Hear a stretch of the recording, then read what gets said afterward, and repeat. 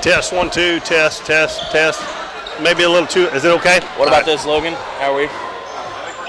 Good? Oh, we're live right now. Sorry. He's got him set about where we had him the other night, so that ought to be good enough. You're all right, you got it. He said we're live if we wanted to go. Huh? You want to go, we're live, he said. Let's just wait. I ain't got much to talk about the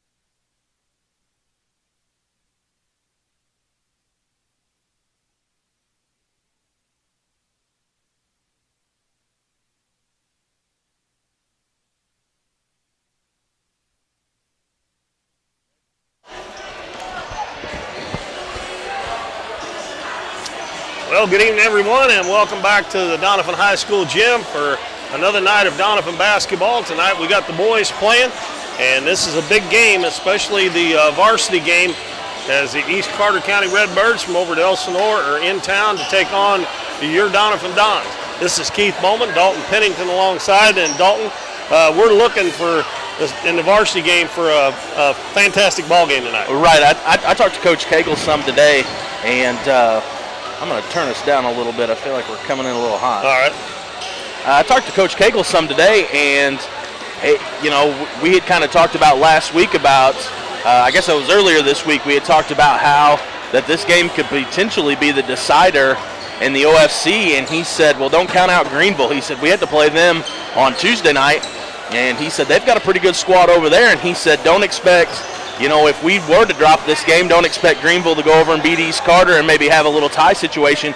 He said that all three schools are very capable of coming away with the OFC title, so a definite big game for Doniphan now that, you've already kind of beat maybe the second in line to potentially dethrone you. So you got, both of those big games in the same week. It'll be very interesting to see how he got prepared for both of them. Well, you know as well as I do, if somebody's struggling offensively, anybody probably can beat anybody, just about out of the 7 teams. And, that just goes like the other night. They played Greenville. They ended up winning the game 54-51. And Coach Cagle told me they were down 10 points third quarter. So 54 points, I'm sure he'd like to score more than that in a game. But the 51 on defense is not bad. Yeah, not bad. Probably about what they're averaging giving up. Right. But anyway, we'll have the junior varsity game for you first. Those two teams, Don's JV and East Carter, out on the court warming up right now. We're about a minute and a half away from the introduction of our starting lineups. And while I'm at it, I might as well go ahead and mention, I'm sure you probably already heard, but the Doniphan Donettes received the #1 seed in the Twin Rivers Lady Royals Christmas Classic. And that thing is coming up on us fast. A week from Saturday, that thing begins down at Twin Rivers High School in Brosley.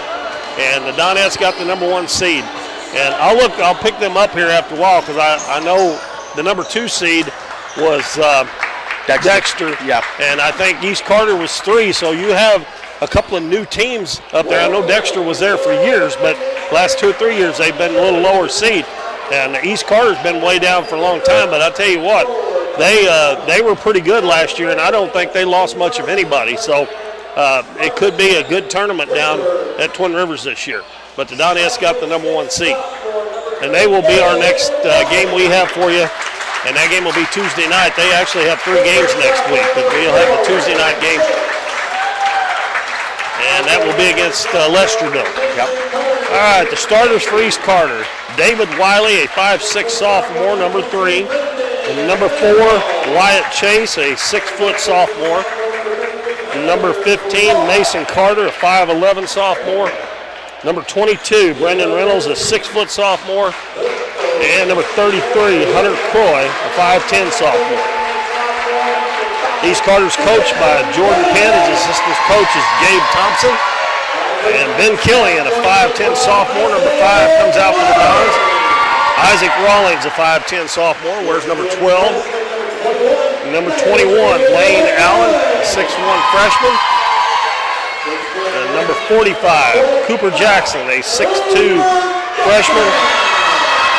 And #55, Luke Emmons, 5'11" sophomore. The Dons JV's 1-0. And I was going to go down and ask Coach. They're 3-1. Their JV's 3-1. They lost the opening game, I believe, to Portageville in that Bernie JV tournament that kind of ran on this week. It's been going on, and they lost the opening round to Portageville, who I believe went on to play for the championship. And then they ended up winning the next 2 games. And they took 4 overtimes to win the consolation championship. So a long night to come away with that, but they're actually 3-1. So there you go. All right. Well, the Dons will go from right to left as you watch, and East Carter from left to right. It'll be Wyatt Chase jumping against Luke Emmons. And we're ready to get this JV game underway with 7 minutes on the clock. Dons in their white home uniforms with black numbers. East Carter with red uniforms and black numbers. Ball tipped way back into the backcourt, run down by Ben Killian. And looks like East Carter's going to play like a matchup zone. Cooper Jackson gets it at the free throw line. They wrap him up there, and the ball knocked away loose, picked up by Luke Emmons. Out to Rawlings. Rawlings kicks it out to Killian. Killian's going to drive to the basket, and he hands it off to Luke Emmons. Out front to Isaac Rawlings. Last week when the Dons JV played, they were really patient. They didn't throw up a lot of bad shots. First half was horrible. Now the ball intercepted by David Wiley. 1-on-1 to the other end, puts it up, and he scores. But I thought they were really patient. They just struggled shooting the ball in the first half. And of course, we talked a lot about that the second half. Both teams, the varsity and the junior varsity, come out on fire. And Ben Killian gets that 2 points right back for the Dons. 2-2. We've played a minute here in the JV game. Hunter Croy gives the ball out front to Mason Carter. Back to Croy on the right wing. Now out front goes to Wiley. And the Dons are going to get a steal. Killian splits a double team and takes it down, lays it up, and it falls in.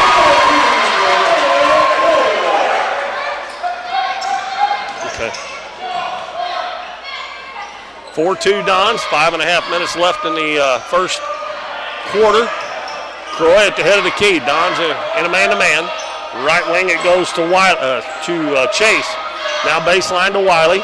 Wiley throws it in the middle. Croy hands it right back to him on the wing. Dribbles out front, gives it to Carter as they're running a motion offense. Now Croy takes it in, forces up the shot, no good. And a good rebound by Killian, and we're going to have a foul on East Carter on the rebound. And that is going to be on Brendan Reynolds, I believe. Yep, 22. Brendan Reynolds picks up the first foul in the game.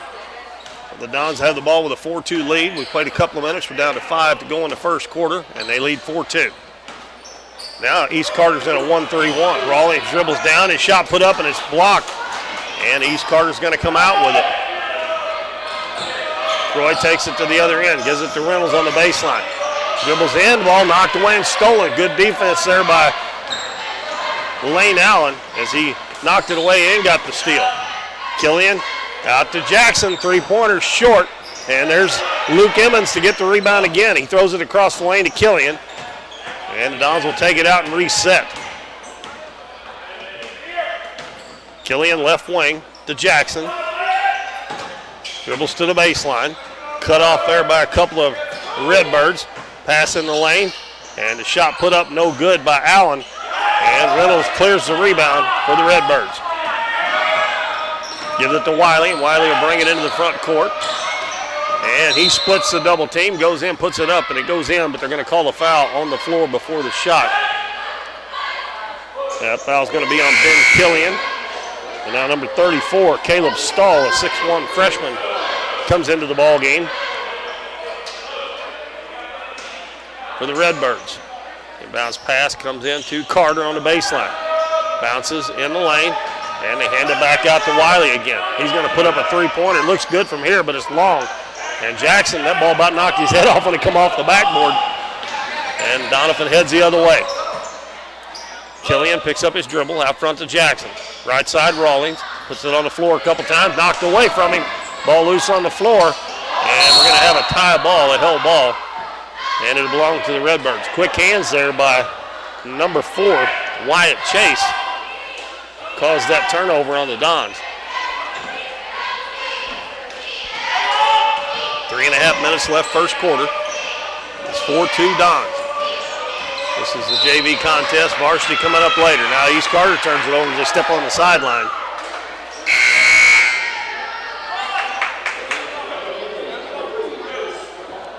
Now Trace Lepar is checking in for the Dons. Dalton, did he play the other night? He did not. I started to say because I marked him off on my sheet here because I didn't see him out there. Lepar's got it. Dribbles in, a little floater, and a little off the back of the rim there, a little too hard. An offensive rebound by Rawlings. Puts it up no good, but he will draw the foul. And that foul is going to be, I think, on number 34, number 3. They don't have 34 on the board, do they? I think it was on 34. Rawlings' free throw is too strong. Reynolds back in the game. He replaces Carter. Pretty sure that foul was on 34. And that free throw is short. First one was long, second was short. And Croy gets the rebound for East Carter. Hands it to the point guard, Wiley. He's met by Ben Killian at the head of the key. Left wing to Croy. Head of the key to Reynolds. Reynolds hands it off. Wiley goes between the legs. Dribbles to the wing. Backs it back out. Gives it over to Wiley. Or excuse me, to Chase. At 3 and 4, I keep getting mixed up. Chase has got it now. He's number 3. Wiley's number 4. Now Wiley has it. Dribbles to the baseline. Passes it back out to Reynolds. Reynolds dribbles in, tries to pass it in low, and it's picked off by Lane Allen. And Killian heads the other way quickly. Takes it down, and that's going to be an offensive foul, I think. Yep. That'll be Killian's second foul, too, here early in the game. Number 20, Jacob Saffel, a 6-foot sophomore. Excuse me, a junior. 6-foot junior.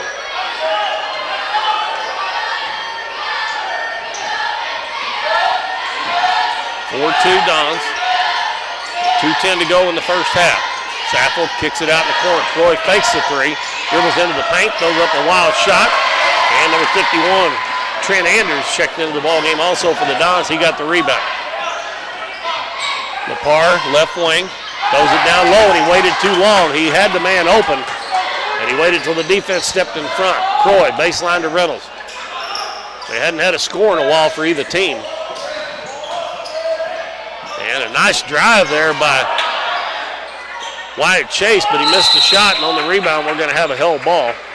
And this one will go Doniphan's way. Now Harley Elliott, a 5'11 freshman, comes in for the Dons. Now East Carter's going to apply some full court pressure. Looks like a 2-2-1. Nope, maybe just a straight. No, it is a, I'm not real sure. It's a zone press, 2-2-1, I guess. Rawlings gets double teamed, gets it to Elliott, now to Killian. Killian dribbles baseline all the way under, goes up, no good. Ball out of bounds off of the Redbirds. With 1:20 to go in the first quarter. Thought we might get a few points the way we started out, but it has really slowed down. Killian gets it in a corner. Now he's going to dribble back out front. They were trying to get him a three in the corner, but East Carter done a nice job defending that. Pass down low to Anders and way too high, and it goes up on the stage. And the Dons turn it over again.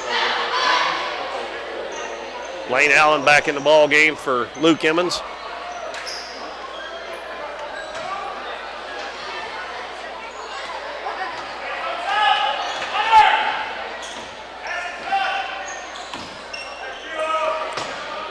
Roy on the right wing. Now back on the right side. Goes to Wyatt Chase, and we're going to have another foul on the Dons. That one is on Harley Elliott, and a couple more substitutions as Mason Carter comes back in for East Carter along with, you think that's J.J. Flume? You think that's how you say that? Yeah, that's what it looks like to me. Dons go zone on the out-of-bounds play underneath. Chase with it out front with 42 seconds left in the first quarter. Over to Reynolds. Reynolds in the lane, and is picked off by Anders. They were a little too close together, I think, to make that pass. Killian up in the corner to Rawlings. And another bad pass. This one knocked away by Saffold, but picked up by Chase. He's going to take it all the way, loses it on the way up, and it's going to be last touch by Ben Killian.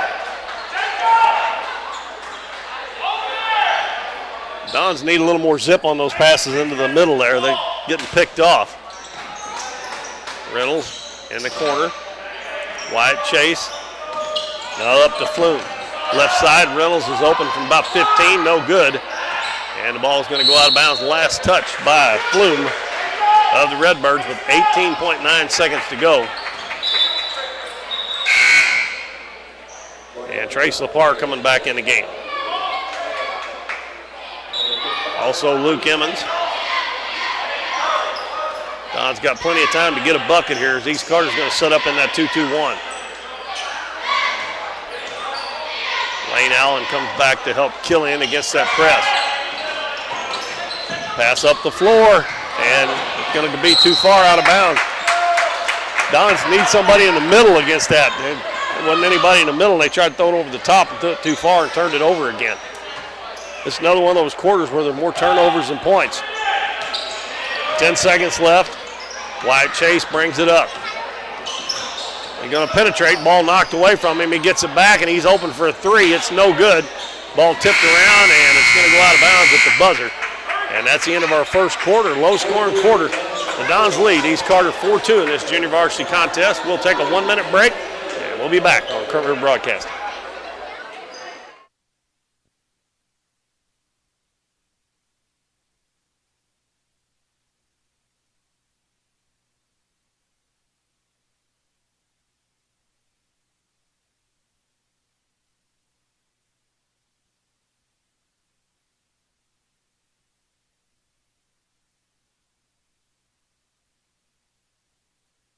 You've heard it all before. We're number one. We're the best. We have the biggest rebates. Now is the time to skip the hype and come to Current River Ford in Doniphan. They're all about helping you find the perfect new Ford. Current River Ford services your vehicles after the sale. From the moment you drive in, you will receive the quality service you've been missing. With the selection at Current River Ford, you'll find the new vehicle you want. How about getting your next vehicle at a dealership that makes it all about you? Current River Ford, Highway 160 in Doniphan.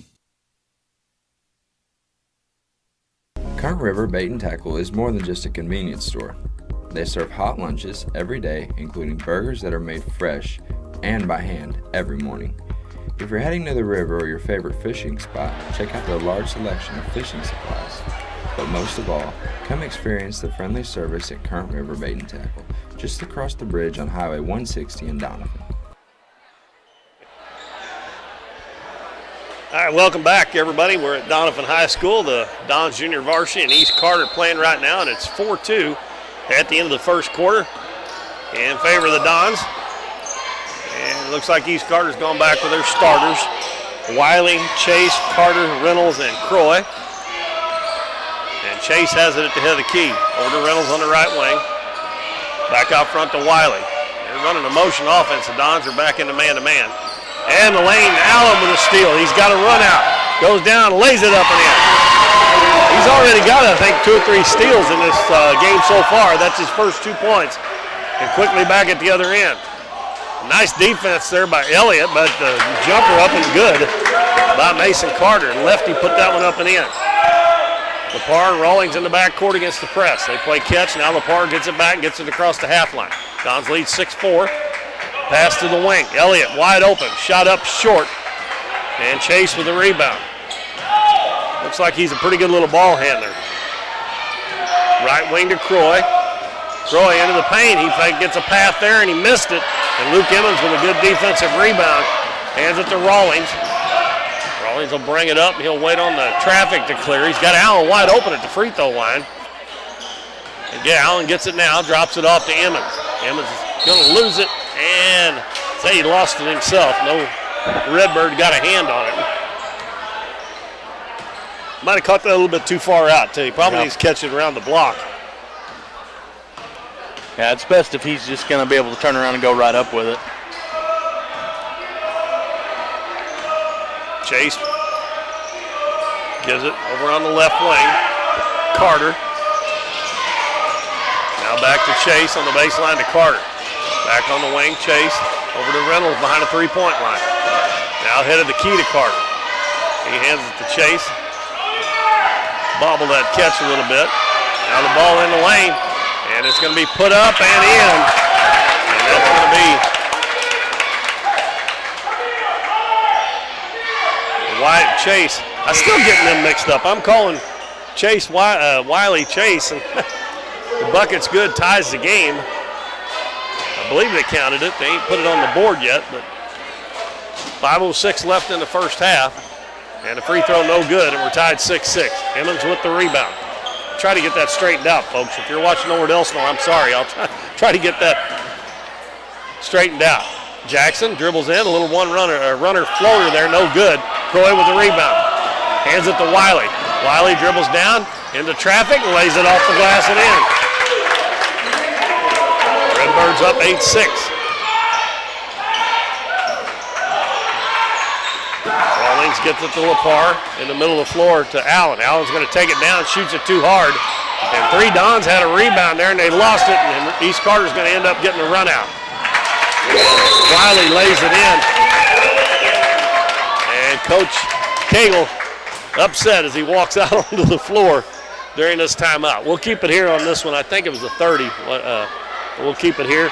Remind everybody we do have the varsity game coming up later on. And we're glad you've tuned in tonight. Dalton and I were talking before the game, and he said from about any one time we have around 150 people watching. I think that's pretty good myself. Yeah. I agree. I've watched some of these other live streams. There's been like 12 people watching, you know.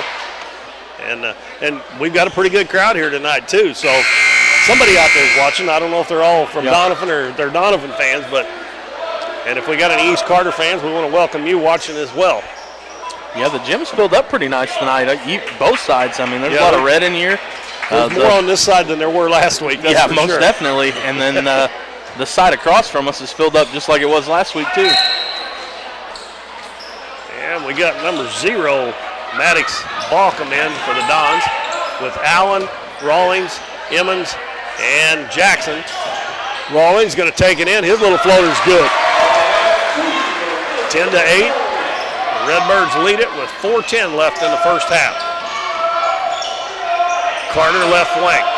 Head of the key to Croy. Now right side Wiley gets it down low. And Balcom went for the steal. And he left Wyatt Chase wide open. Chase has got 4 points now. Pass cross court almost stolen. Balcom in the middle of the floor to Emmons. Emmons takes it down. And we're going to have a foul called against East Carter. It's going to be on Hunter Croy. And Emmons will get a couple of free throws. Redbirds already have 10 points this quarter, only had 2 the whole first quarter. And they've got 10 points in just a little over 3 minutes. And the Dons have only scored 4 as Emmons knocks in the first free throw.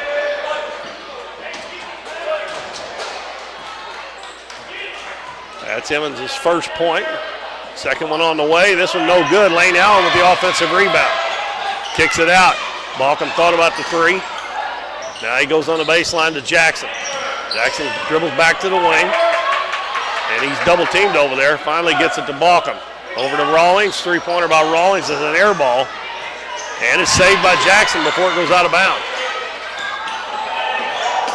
Balcom in the middle of the floor, knocked away by Reynolds. It's going to be stolen. It's going to be Carter coming up with it. He gives it to Wiley. Wiley will give it to Chase, a little point guard for East Carter. Over to Croy. Croy gets a screen, and Coach Penn calls a timeout. With 3:10 to go in the first quarter, his Redbirds lead the Dons in this JV contest 12-9. This is a full timeout, so we'll take a 1-minute break, and we'll be back after these messages.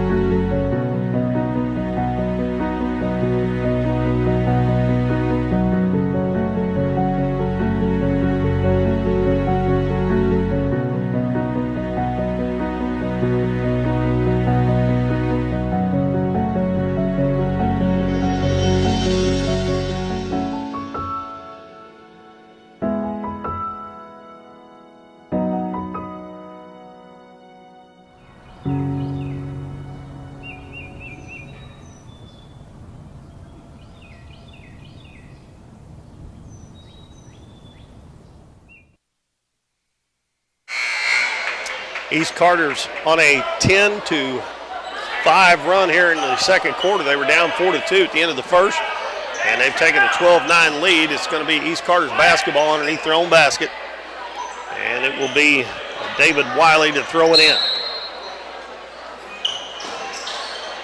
Dons this time play man-to-man. They usually, most teams play a zone against the inbounds pass underneath. Wiley tries to muscle it up, no good. And Reynolds is going to get the rebound, and he's going to be fouled. And that was going to be on Isaac Rawlings. They're going to call it on the floor. It looked like he was going up, but the Dons may have caught a break there. And the Dons still play man-to-man. It's easier to get an open shot underneath the basket against man-to-man on the inbound play underneath. They got Wiley posting up. They get it to him, and we're going to have a reach-in foul on Lepar.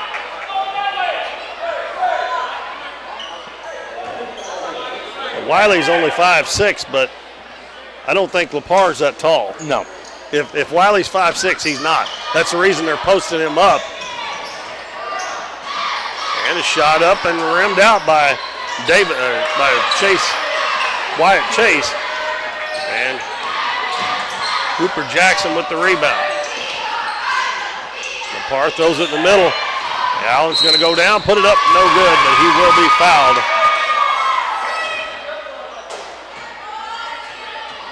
That one is on Brendan Reynolds.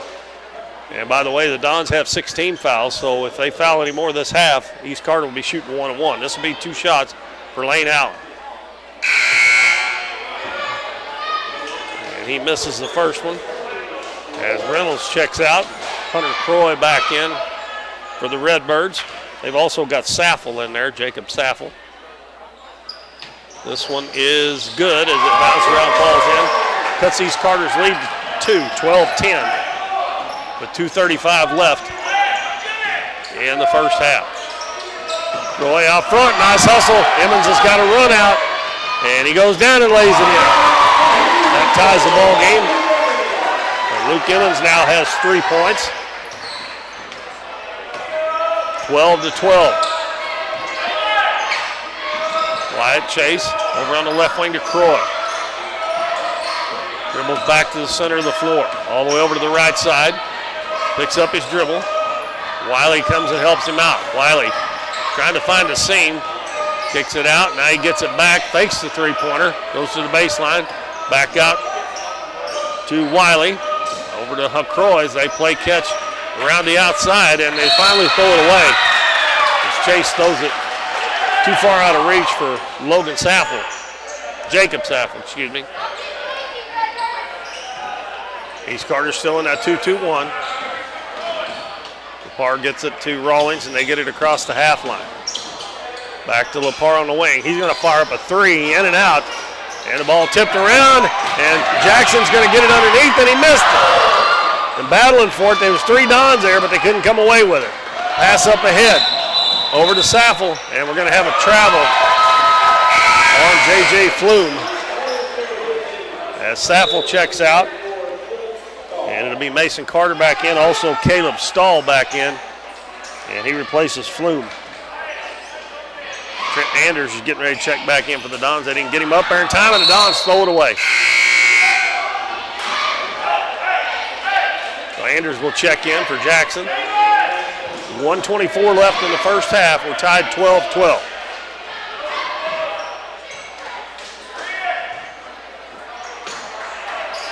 Wiley throws it in to Carter.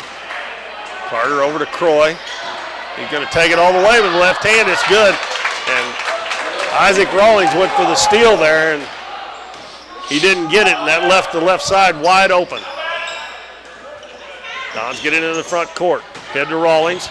Dribbles down, puts it up, and the shot blocked. Pass up ahead. Nice catch there by Wiley, and he's going to be fouled. That was a perfect pass right there. Looked like a quarterback throwing to a receiver. Caught it over the shoulder. That foul is on Lane Allen, his first. And the first free throw is off the rim, no good. East Carter with a 14-12 lead. And the second one's good. That gives Wiley 7 points in the first half, and it's a 3-point lead. And Luke Emmons checks out. And Harley Elliott back in the game. Dons have had a little bit of trouble with this press. This time they get it ahead.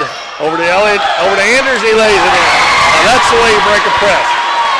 And they got it down the floor, no dribbles, they just passed it and got a layup. 15-14.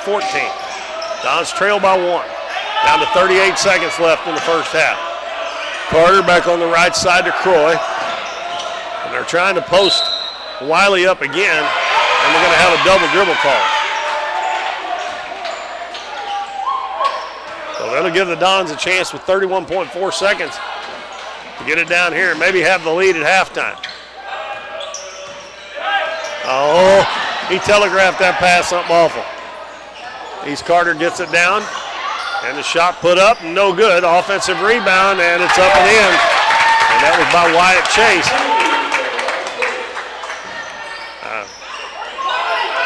I could see that pass coming from a mile away, and they could too. Rawlings takes it into the paint. He's going to put it up, and it won't go. And with 0.3 seconds to go, I just assumed they hadn't done that because the Dons would have got the ball at the start of the third quarter. They actually have, if they do it right, they got to catch it in the air and flip it up there. But well, Don't get a shot off. No shot recognition there, or clock recognition by the Dons. So we have come to halftime. It is 17-14 in favor of East Carter here in the junior varsity game. We're going to take about a 2-minute break, and actually let's take a 1-minute break, and we'll come back, and Dalton will run down the scoring for the first half, and then we'll take a short break before we come back for second half action. So we'll be back in 1 minute. We see the potential of her and him and you, of where you're from and what you can accomplish. Because when you set your mind to it, there's nothing you can't do. But reaching your potential isn't just about achieving your goals. It's about helping others, supporting your neighbors, building your community, and investing in people that make a difference.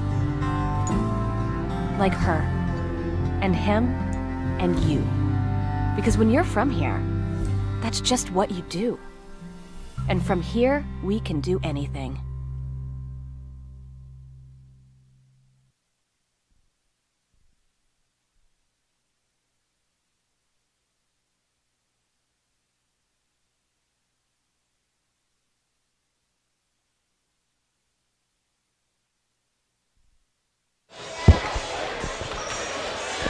All right, everybody, welcome back. We're going to do a quick scoring breakdown there from the first half. Once again, like Keith said right before we went into break, the Dons do trail by 3 going into halftime. Scores 17-14. East Carter leads the JV Dons. Scoring for the Dons, Ben Killian is going to have 4 points, 1 rebound. Isaac Rawlings is going to have 2 points, 1 rebound. Lane Allen's going to have 3 points. Cooper Jackson, no points but 4 rebounds. Trent Anders is going to have a bucket. He's going to have 2 points, 1 rebound.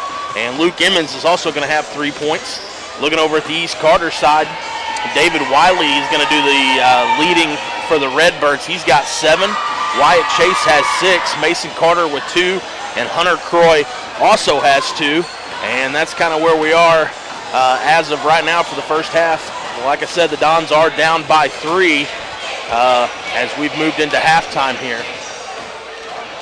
They got outscored that quarter 15-10 as the Dons had a 4-2 lead at the end of the first quarter. So East Carter kind of got it going a little bit there in the second quarter, and they lead at 17-14.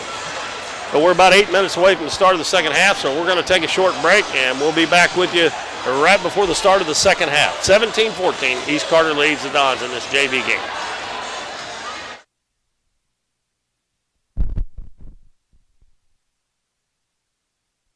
At Mathis Timber, our goal is to provide our landowners with the greatest possible financial return on their timber lands, while not damaging young timber or leaving your property in a mess. We have served Ripley County and the surrounding areas since 1939. We will buy your timber on lump sum total or percentage. We have several references upon request. Contact Craig Mathis at 573-429-0996 and see how Mathis Timber can assist you with all your timber harvesting needs.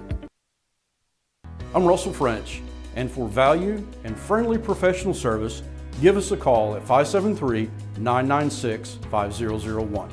Whether you're insuring your home, auto, farm, or business, give us a call at 573-996-5001.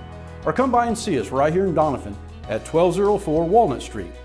Or visit us on the web at cmoinsurance.net. The housing market is hot and interest rates are still low, making it a great time to sell your house or look for your new home. Either way, Taylor Schleif with United Country American Realty in Doniphan is there for you.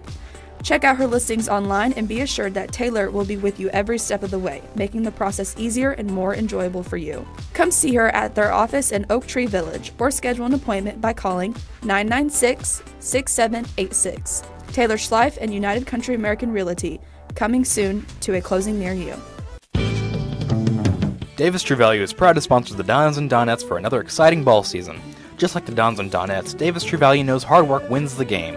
They are your selection, service, and savings destination hardware store, serving the area with paint, plumbing, electrical, lawn and garden, and housewares.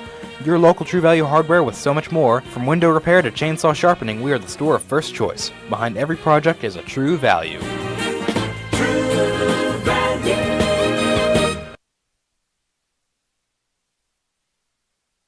We're for road trips. We're for hitting up Arthur Bryant's for lunch and making it to Lambert's for dinner. We're for drop tops, T-tops, classics, cruisers, steel horses, and real horses.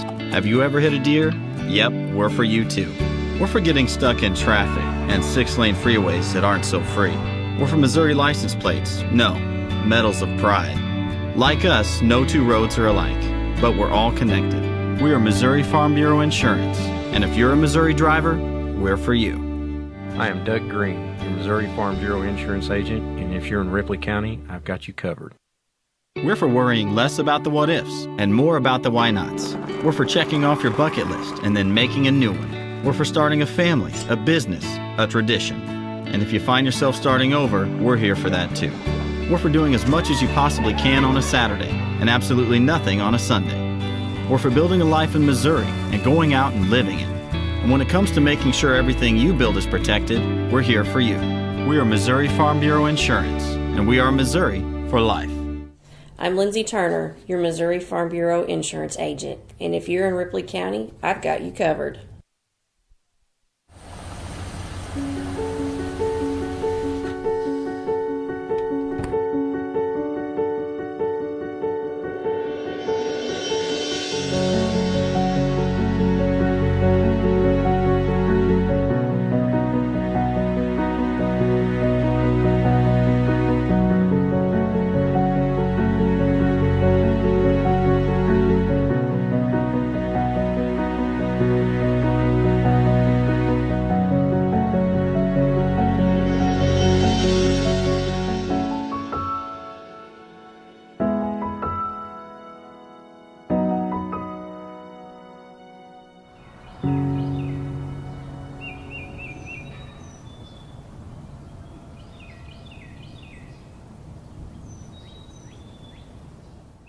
You've heard it all before. We're number one. We're the best. We have the biggest rebates. Now is the time to skip the hype and come to Current River Ford in Doniphan. They're all about helping you find the perfect new Ford. Current River Ford services your vehicles after the sale. From the moment you drive in, you will receive the quality service you've been missing. With the selection at Current River Ford, you'll find the new vehicle you want. How about getting your next vehicle at a dealership that makes it all about you? Current River Ford, Highway 160 in Doniphan.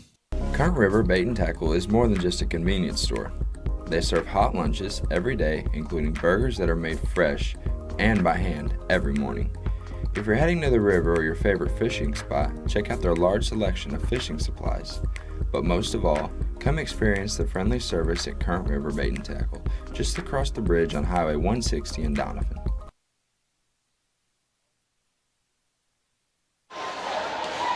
Welcome back, everybody. We are back at Doniphan High School. We're a couple minutes away from the start of the second half of the junior varsity game. The Dons trail 17-14, and I don't know, I wonder if Coach Cagle had a different halftime speech tonight than he had last week, because last week, whatever he said worked fantastic, because they played terrible in the first half. I think they played a little bit better in the first half tonight than they did last week, but when they come out in the second half, they were a totally different team. So what do you think? You think you give them a different one? Well, hopefully he'll get the same result if you did give a different one. Well, I don't know why he wouldn't, or at least some of the similar version, because it's kind of the same talking points he probably had last week, making soft passes, not going to get the basketball, letting that defense get in between you and your guy before you try to make that pass, being a few seconds too late and doing what we should be doing. So I think it's kind of the same conversation that he's probably had with them last week. But I will say, and you may disagree, I feel like this East Carter team's a little bit more disciplined because I feel like that's the only reason we stayed in the Malden game as long as we did. Oh, yeah. Is that Malden just kept like, here you go, here you go, here you go, here's your chance, get back in it, get back in it. 1-on-4, they'd fired up. Yeah, exactly. And so I think East Carter a little bit better disciplined, handles the ball a little bit better, doesn't throw it away quite as much, and is very, very patient trying to find a shot to take instead of just going up and shooting a three if it's there or whatever. They're kind of played a little bit slower, so to speak. So I think Cagle's in a good spot, especially if he's got the speech brewed up working and fires him up coming out at halftime. Well, pretty much Wiley and Chase are the two main scorers. They've scored all but 4 of the points. So if you can get them slowed down a little bit, because it looks like those two are the ones that they want shooting the basketball the most, and if they can figure out a way to slow them down, And the Dons hadn't been able to get anything on the inside. Now, they've had a chance at some offensive rebounds. A couple times they've had 2 or 3 of their own team got together, and they ended up losing it, and it fell in the hands of East Carter. So but we'll see what happens here in the second half as we are getting ready to start it. East Carter will have the first possession, I believe, and they will send out their starting 5, David Wiley, Wyatt Chase, Mason Carter, Brendan Reynolds, and Hunter Croy. And the Dons will have Ben Killian, who's playing with 2 fouls, Luke Emmons, Cooper Jackson, Isaac Rawlings, and Lane Allen. East Carter with the first possession. They get it in lane to Reynolds, goes in, and he puts it up no good. And the rebound comes down to Lane Allen. Killian quickly into the front court, pulls it out on the right wing. Lobs it over to Jackson. Jackson way out near midcourt. Over to Rawlings on the left wing. And he gives it back to Killian. And Rawlings takes it in. He short arms his shot, but he gets it back, puts it up no good. Another offensive rebound, and Emmons is going to draw a foul. And it'll be 2 shots coming for Luke Emmons. And that foul on Reynolds, and that's his 3rd. So he's the first player in the game with 3 fouls. And Emmons' free throw rims out. Luke so far is 1 out of 3 now from the free throw line. He's got 3 points in the game. That one's up, and it's off the right side. And the rebound comes down to Wyatt Chase. Wiley will give it to Croy. Now Carter, now to Reynolds on the right side. He hands it off to David Wiley. In the lane, Carter's going to put it up in the left hand. High arcing shot, no good. And Luke Emmons, oh boy, that was a quick whistle there. They called a jump ball. It'll be Don's ball in the alternating possession, but he ripped that ball away. I'd rather let that go for about a half a second longer, and Don still would have had the next possession if they had one, but they called a hell ball. We're just underway in the second half. Ball down low to Emmons. Back out to Jackson. Jackson plays on the perimeter quite a bit for a big guy. Rawlings on the right wing. Back out front to Killian. Over to Lane Allen. He's going to fire up a shot, no good. And the ball rebounded by Croy. And East Carter brings it up. They hand it to Wiley. Head of the key, Croy. They'll give a little pump fake on that 3-pointer. Now right wing, and we're going to have another foul on the Dons. A foul. That's the first one here in the second half. That one's on Luke Emmons. That's his first personal. Wiley inbounds to Reynolds. Now to Carter. Back to Wiley, head of the key, Croy. And they are definitely patient. Back to Carter on the wing. Baseline to Wyatt Chase. Now it goes through Reynolds' hands into the back court, and that'll be a backcourt violation against East Carter. So this will be I believe the 3rd or 4th trip down the floor for the Dons here in the second half. Neither team has scored yet, and we've played 2 minutes. We got 5 minutes left. Jackson over on the left side. Now baseline to Raleigh. Back to Killian. Over to Allen. Killian dribbles in, kicks it out to Rawlings. Rawlings takes it in, the ball stripped. And Luke Emmons is there to get it, and he puts it off the glass and in. That is 5 points for Emmons now. Pulls the Dons within 1, 17-16. Carter out front to Reynolds.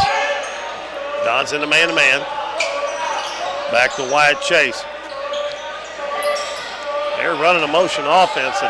They haven't got a lot of balls inside. Now they do, and Reynolds lays it in with the left hand. So they get the 2 points right back. The Dons work so hard to get on the other end.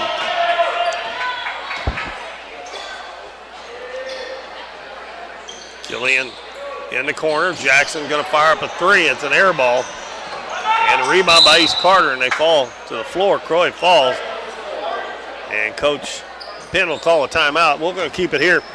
Dalton, you tell us about the presentation we're going to make here between games. Okay, well, we haven't mentioned that yet. No, we haven't. Coming up at halftime, the Dons baseball team is going to retire the number 8 jersey of Jake Eddington.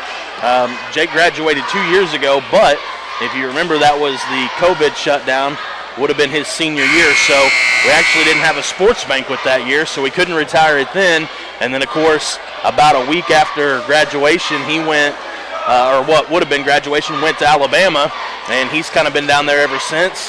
And we really wanted to do it at a baseball game, but when you've got a guy that plays college baseball, it's kind of hard to get him back for a high school baseball game. So I actually got the same pitch a couple innings on the SEC network one day. Yep. So that's great. He's a fine young man. Yep. And I know he didn't play basketball his senior year, so he could concentrate on baseball and make sure he didn't get hurt. Right. And they could have used him on the basketball team that year too. Yeah, he's an athlete, that's for sure. He's Carter with a basketball and a 3-point lead. Carter hits Croy. He's going to try a 3, and it's good. That puts East Carter up 22-16. Don's going to have to score some points here because 6 points is like a 20-point lead in a game like this. Rawlings, left wing, bounces out front, and Wiley almost got the steal. Now Killian's going to take it in, and he puts it off the glass and in. Maybe they need to do a little more driving. Carter on a baseline.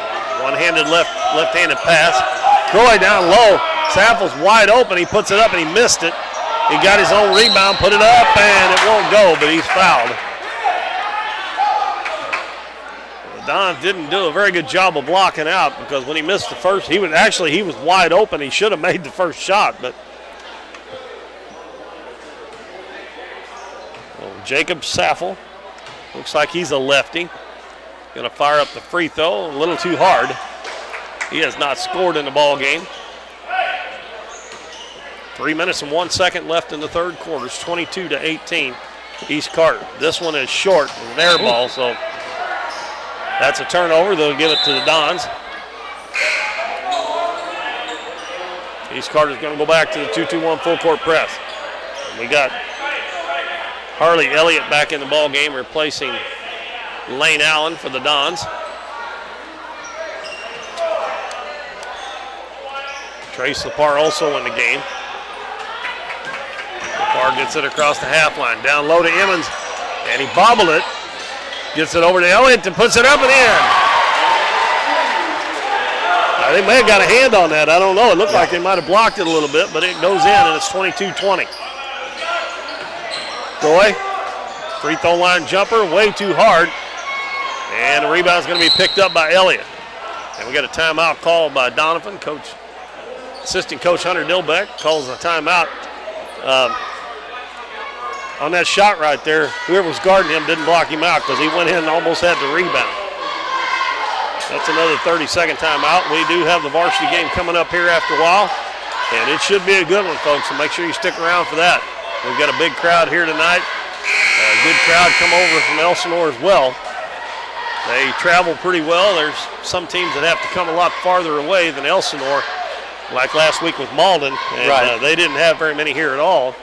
And the same way with Fredericktown at the girls' game the other night. Right. I think that's probably going to be one of the longest games we have as far as distance goes. You don't see much go further than that. Yeah, that's right at almost 100 miles from here. Now the Crothersville game, if the Dons play, I can't remember. I don't think they're on the schedule for the boys this year. I've got the schedule pulled up right over there if you look at one. Yeah, it is too, and it's at Crothersville, January 11th. That's a long one. Dons with a chance to tie, can take the lead with a three-pointer. East Carter falls back into their zone. Caleb Stahl in the game. Rawlings with a little jump hook, and he's going to be fouled. He'll be shooting a couple. That foul's on Caleb Stahl. And that will be his second foul. And Rawlings misses the first one. Trent Anders in for Luke Emmons. Dons have Anders, Elliott, Rawlings, Killian, and Lepar. Rawlings can't get either free throw. Croy guarded by Rawlings gives it head of the key to Carter. Gives it right back to Croy. Now head of the key to Wyatt Chase. Dons have done a little better job on David Wiley this half. I don't believe he scored this half. He's still got 7 points. And Coach Penn calls a timeout, another 30-second timeout, so we'll keep it here. I think everybody's out of 30s now, right? I believe they are. Well, I only have Coach Penn at 2 timeouts left. Did he take a full in there, or were they both? No, that last one was a 32. The last one he took, I think, was a 32. But the first one was a 32, though. So I think they only give him 30 seconds on the clock. I don't remember because I didn't. Yeah, usually, if it's a 1 minute, I'll take a break for sure. And sometimes on 30. Well, I guess he's used 3 halves instead of 2 halves and a full then. Do you know what the Dons got seeded in the Clarkton Christmas tournament? Has that seeding gone out yet? Well, the tournament starts Monday, so maybe it hasn't. I think it would have to. Both these teams are in that. East Carter's in it too. East Carter with the ball and a 2-point lead, and Harley Elliott almost gets a steal. And good anticipation there, just a hair short of getting it. And they'll give the ball back to Wiley. Bounces baseline. And Wyatt Chase dribbles the ball on the out-of-bounds line. So that will give it back to the Dons. Minute 35 to go in the third quarter. J.J. Flume comes to the scorer's table to check in for East Carter at the next dead ball. Killian dribbles baseline. He's going to put it up. No good. Rawlings with the offensive rebound. He's stripped. And Killian tries to save it, but he can't. If he'd let it win, it would have been Don's ball.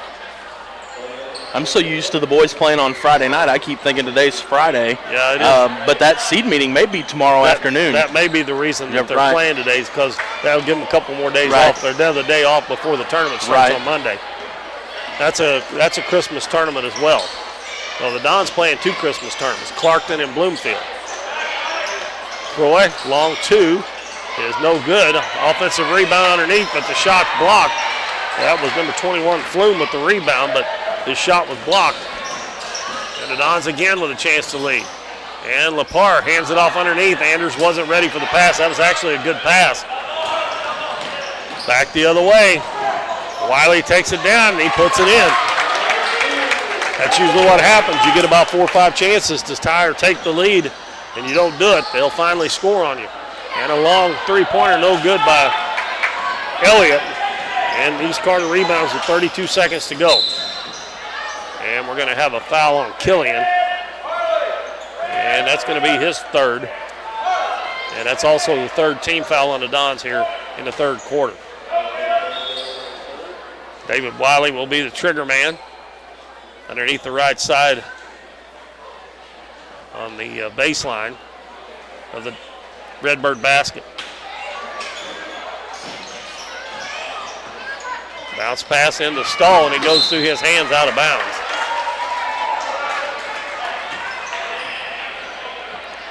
And the Dons still got 29.3 seconds left here. They're down 4 points. And bounce to Killian. And the ball taken away. Wiley going to go down. Killian's almost got to let him shoot. He missed it. It's tipped up, no good. Wiley gets it back again, goes up, no good. And Anders finally gets the rebound. Well, they dodged a bullet there big time. Killian dribbles to the baseline. And we're going to have a foul on East Carter. It's going to be on Wiley. And that'll be his first. Dons have 7.9 seconds left in this 3rd quarter. They trail 24-20. Redbirds set up in that zone. And bounce pass comes into Killian. Out to Rawlings. Now to Lepar. Lepar, fall-away jumper on the baseline's good. And he gets it right before the buzzer to cut the Redbirds lead to 2. 24-22 at the end of 3 quarters here at the Bill Albright Gymnasium. We'll take a 1-minute break. Be back in 4th quarter action right here on Current River Broadcasting. At Mathis Timber, our goal is to provide our landowners with the greatest possible financial return on their timber lands, while not damaging young timber or leaving your property in a mess. We have served Ripley County and the surrounding areas since 1939. We will buy your timber on lump sum total or percentage. We have several references upon request. Contact Craig Mathis at 573-429-0996 and see how Mathis Timber can assist you with all your timber harvesting needs. Davis True Value is proud to sponsor the Dons and Donettes for another exciting ball season. Just like the Dons and Donettes, Davis True Value knows hard work wins the game. They are your selection, service, and savings destination hardware store, serving the area with paint, plumbing, electrical, lawn and garden, and housewares. Your local True Value hardware with so much more. From window repair to chainsaw sharpening, we are the store of first choice. Behind every project is a True Value.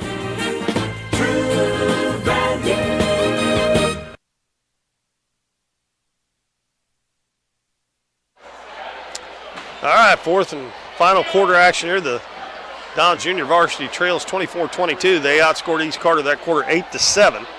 But they're going to have to get at least 3 points more this quarter to win the game and at least 2 points more to tie it. But we got 7 minutes on the clock. It's going to be Redbird basketball. They'll have Wyatt Chase, David Wiley, Mason Carter, J.J. Flume, and Brendan Reynolds. Dons have Trace Lepar, Luke Emmons, Isaac Rawlings, Ben Killian, and Harley Elliott. Carter goes to the baseline, puts up a tough shot, no good. The ball tipped back out. They pick it up, throw it into the lane, turn around jumper is up and good by Carter. And again, the Dons fail to get the rebound. They bounce back over all of them's head. They're down by 4 again. Pass across the lane, tip. Killian picks it up, and he gets up in the air, nowhere to go with it. Here comes David Wiley to the other end, one-on-one, and it's blocked by Trace Lepar. And then he throws it away. Do something good, do something bad. Yeah, and he knew it too. All he had to do was just wait. Yep. That's all he had to do. A real nice block, but that was can't say a lot for the pass. So East Carter retains possession. 26-22 lead for the Redbirds. Chase gives the ball to Carter, head of the key. Now right side to Wiley. Wiley penetrates, goes in on the left side. He missed the shot. He's going to be fouled by Trace Lepar. And Wiley will shoot a couple free throws. He's 1 out of 2 from the free throw line. He leads the Redbirds in scoring with 9 points. And this free throw is good.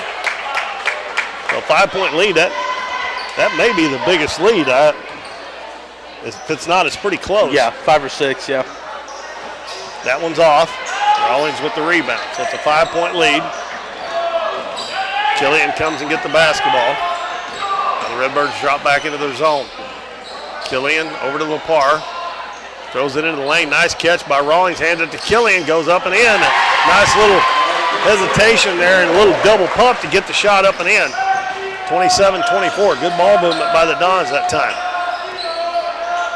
Wiley looks for the cutter. Nobody there. Gives it to Reynolds.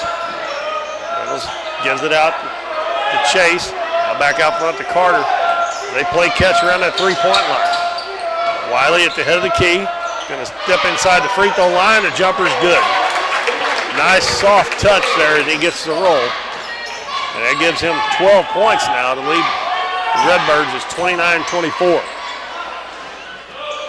Rawlings double teamed. Got a man wide open over there. Killian's going to catch it and take it to the basket. And we're going to have a foul. And that one's going to be on J.J. Flume. That's his first and the 4th team foul. Flume's going to check out. Hunter Croy will come back in. 5:03 to go in the game. Dons trail by 5 points. Inbounds to Rawlings in the corner. Out to Lepar. Back to Killian. He's open for 3. Wide open, no good. And Luke Emmons is going to get the offensive rebound, give it to Isaac Rawlings. Back out front, Lepar is going to try 3 straight on. It's good. And we got another timeout with 4:48 to go. The Dons have trimmed that lead to 2, 29-27. We will take a 1-minute break and be back with more Dons basketball. Stay with us.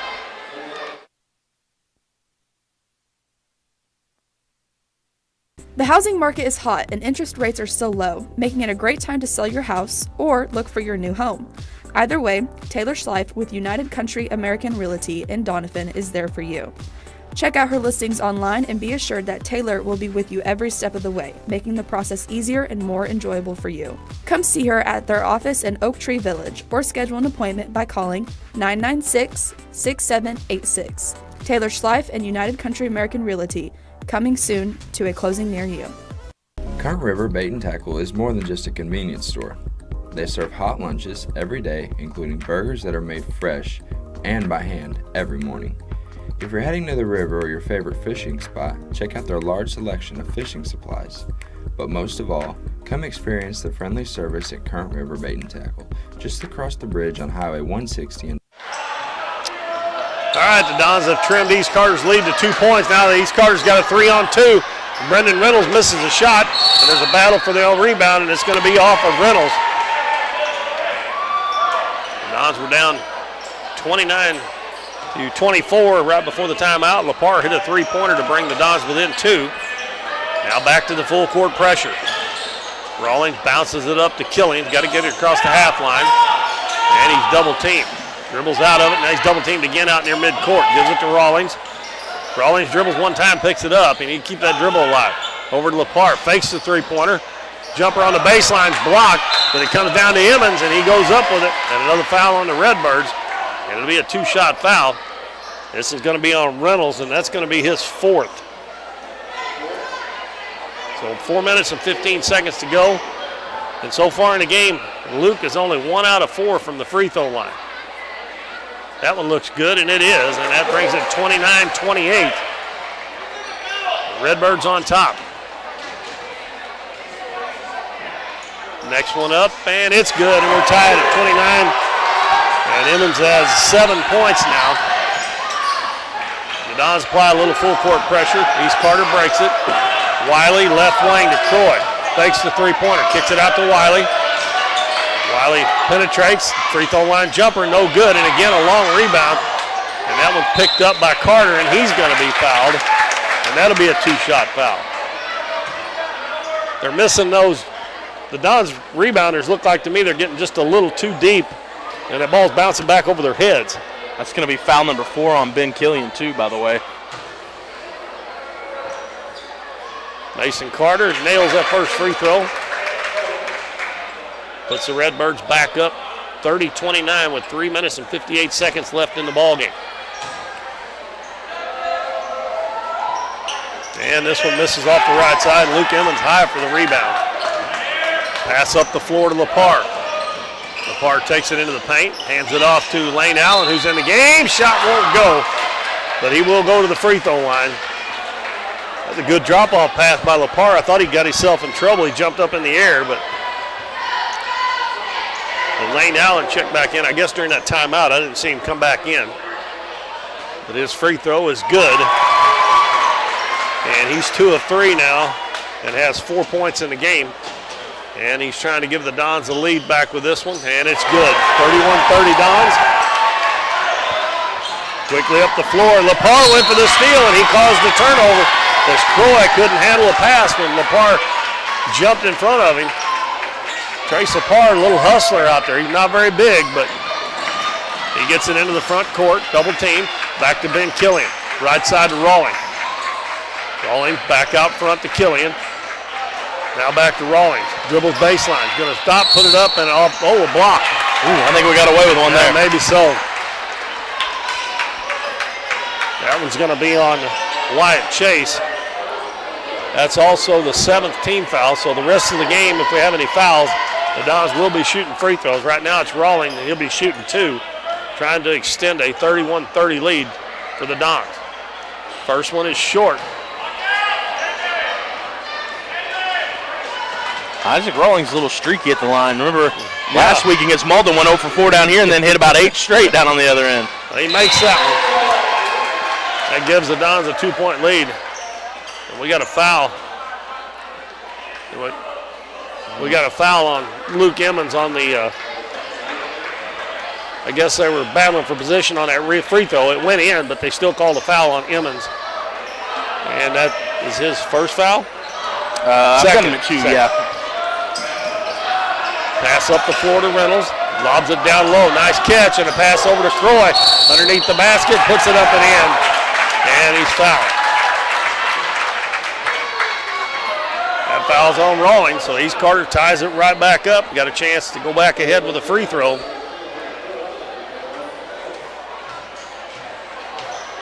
I think that was going to be on Lane Allen, actually. Troy makes the free throw. That makes it 33-32 East Carter.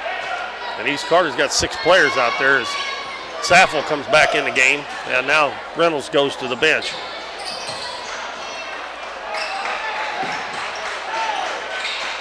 Dons get it up the floor. Lepar. Oh, he intercepted there. Left-handed shot up and good by Carter. He got up, started to pass that, and it slipped out of his hands when he tried to bring it back. And we got a foul on number 4, Wyatt Chase. And it'll be a 1-and-1 for Lepar. Both teams in the bonus now for this last 2:58.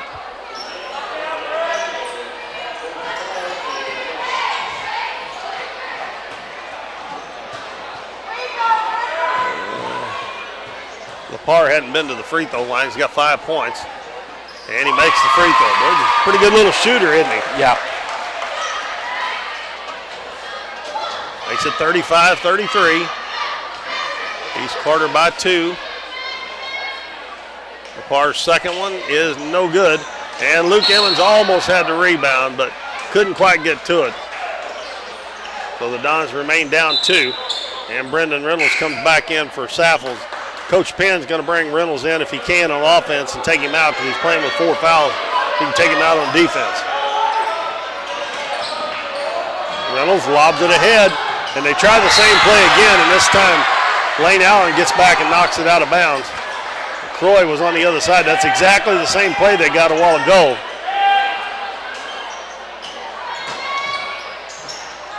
Wiley will throw it in. Gets it in the lane. Carter, turnaround jumper, short. Ball tipped around. Reynolds gets it for East Carter. Back out to Chase, and they'll hand it to Wiley. Reynolds to Croy, head of the key. And looks like they may run a little clock here. It almost looks like a delay game looking for a layup. Croy in the corner. Chase out front to Wiley. They got a 2-point lead, so they don't have to shoot the basketball. Croy out front, gives it to Carter.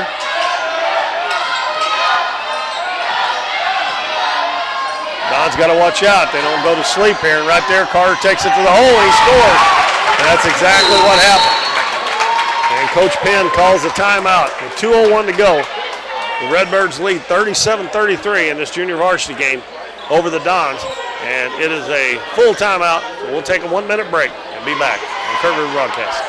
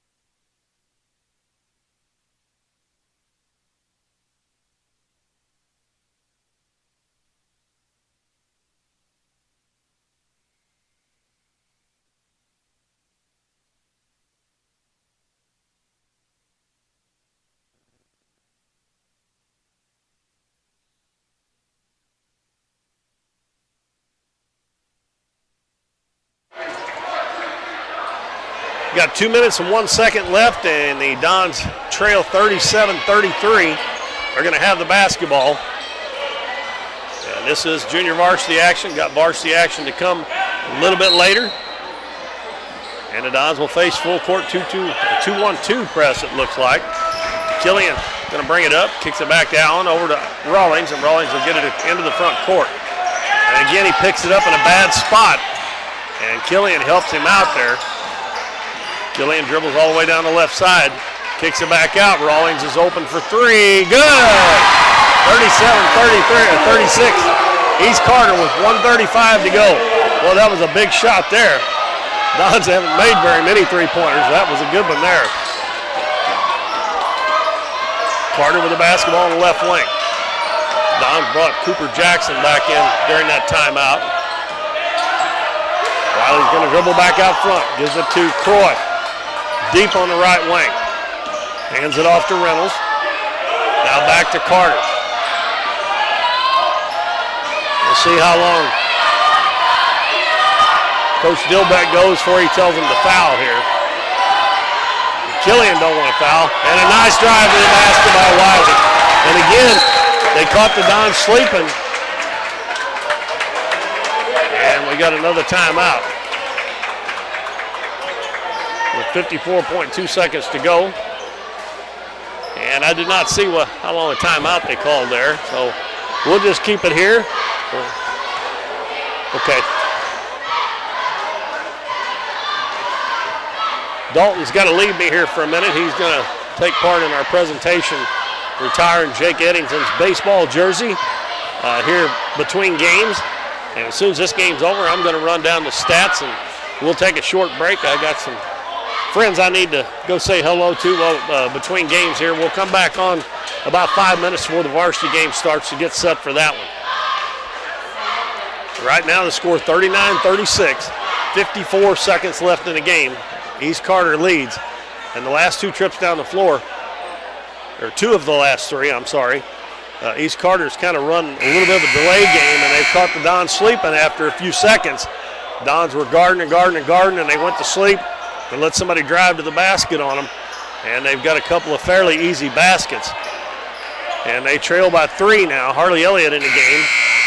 They have Trace Lepar, Ben Killian, Isaac Rawlings, Luke Emmons, and Harley Elliott. And the Redbirds are going to, Wiley's up in the front. And I guess that's a 1-3-1. They're not really putting a whole lot of pressure on. Killian gets it across the half line. Over to Rawlings, and Rawlings double dribbled the basketball. When he caught the ball, it went to the floor. And most of these kids don't know when that happens, you cannot dribble it again. And evidently Isaac didn't. So East Carter gets the ball, leading by 3. So Dons don't get a steal. They're going to have to foul here pretty soon. Carter takes it in, shot off the glass too hard. And Luke Emmons with the rebound. And nice job there. He's going to get to walk to the other end and shoot free throws. That plays right into the Dons' hands as they're going to get a chance to score with a clock stop with 34.2 seconds to go. So far in the game, Luke is 3 of 6 from the free throw line. He needs these two really bad. The best he can do is make it a 1-point lead for East Carter, but if they get within 1 and then they have to foul, that gives them a little room to play with if East Carter makes their free throws. Free throws up and no good.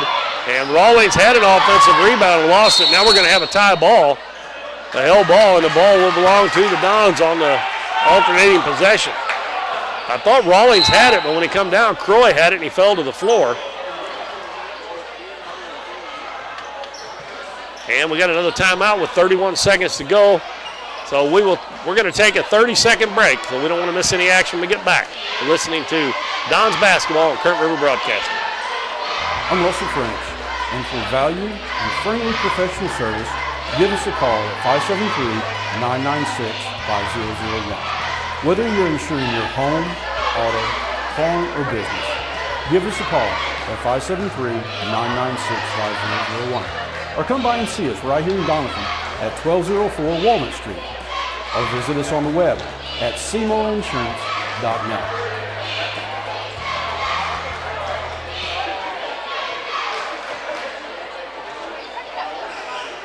Well, welcome back, everybody. We are down to the nitty-gritty here. The Dons trail by 3. They're going to have the ball underneath their own basket. They have not shot well from the free throw line. It looks like they 3, 6, 7, 8. They have made 8 out of 16. So if they'd have just shot, 60, 65%, they probably would at least be tied, maybe a 1-point lead or so. But they have not shot free throws well. But they will have the ball down by 3 with 31.3 seconds to go.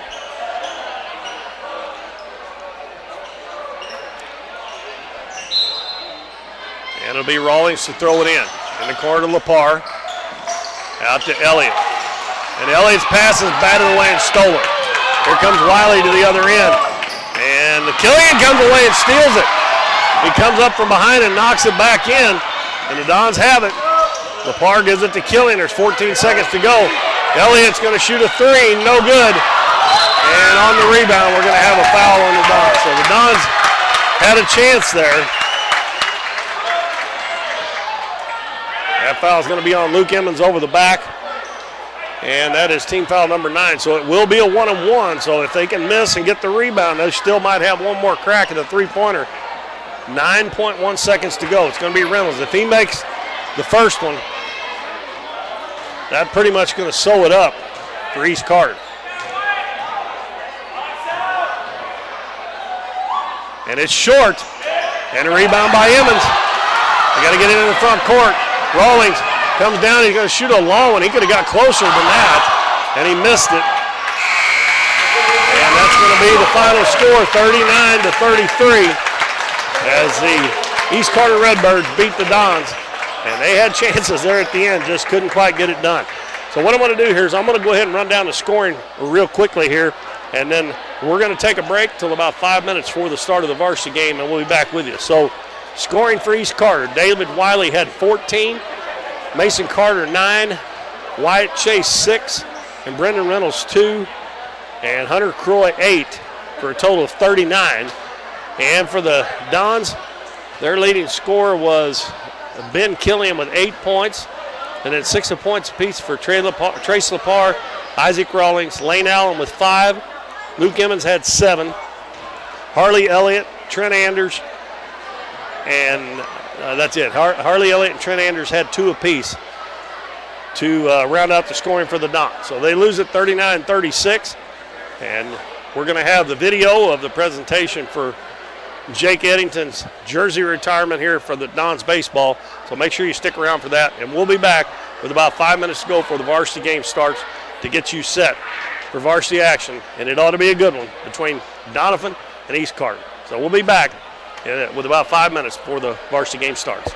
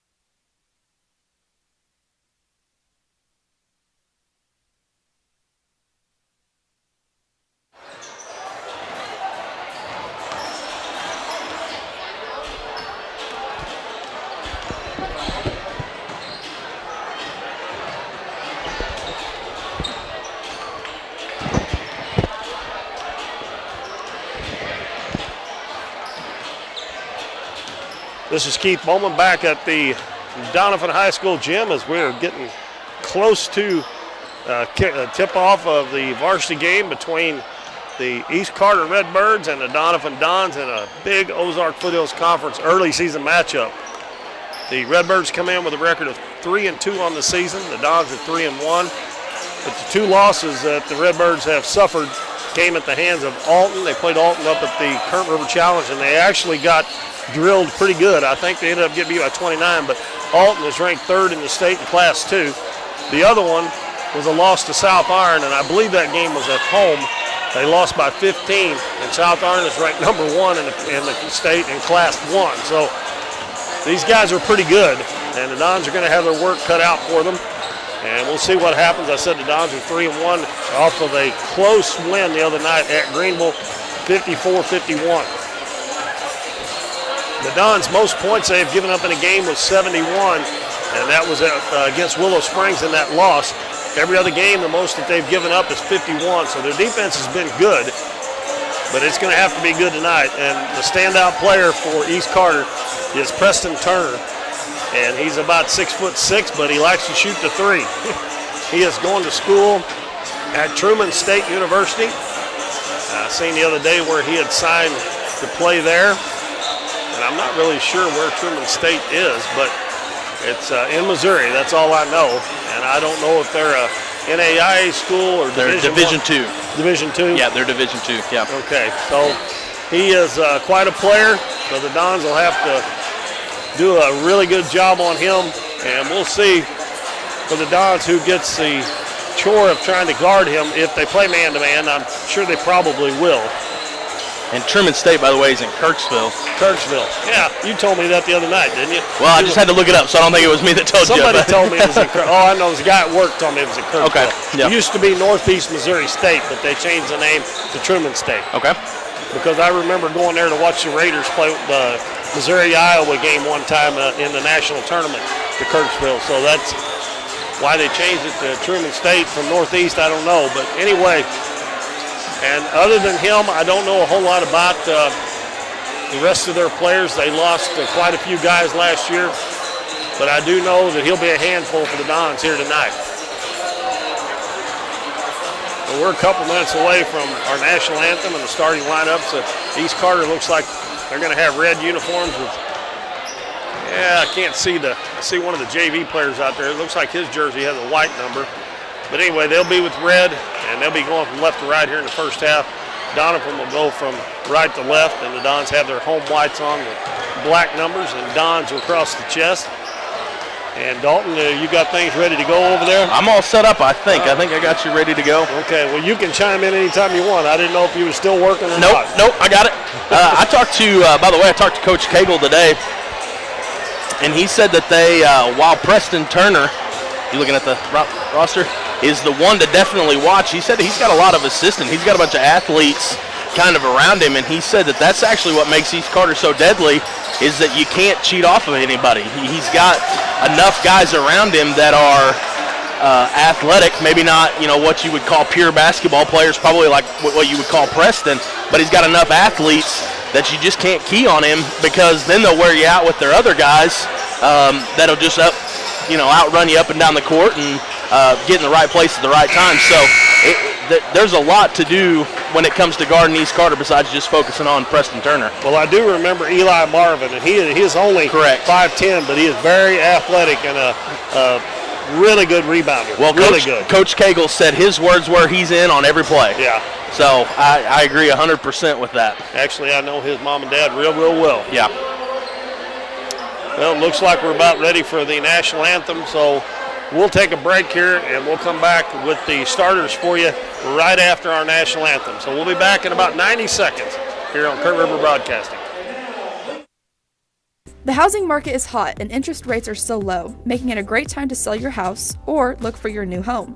Either way, Taylor Schleif with United Country American Realty in Doniphan is there for you.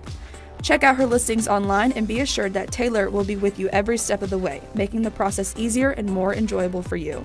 Come see her at their office in Oak Tree Village or schedule an appointment by calling 996-6786. Taylor Schleif and United Country American Realty, Coming soon to a closing near you. Davis True Value is proud to sponsor the Dons and Donettes for another exciting ball season. Just like the Dons and Donettes, Davis True Value knows hard work wins the game. They are your selection, service, and savings destination hardware store, serving the area with paint, plumbing, electrical, lawn and garden, and housewares. Your local True Value hardware with so much more. From window repair to chainsaw sharpening, we are the store of first choice. Behind every project is a True Value. We're for worrying less about the what ifs and more about the why nots. We're for checking off your bucket list and then making a new one. We're for starting a family, a business, a tradition. And if you find yourself starting over, we're here for that too. We're for doing as much as you possibly can on a Saturday and absolutely nothing on a Sunday. We're for building a life in Missouri and going out and living it. And when it comes to making sure everything you build is protected, we're here for you.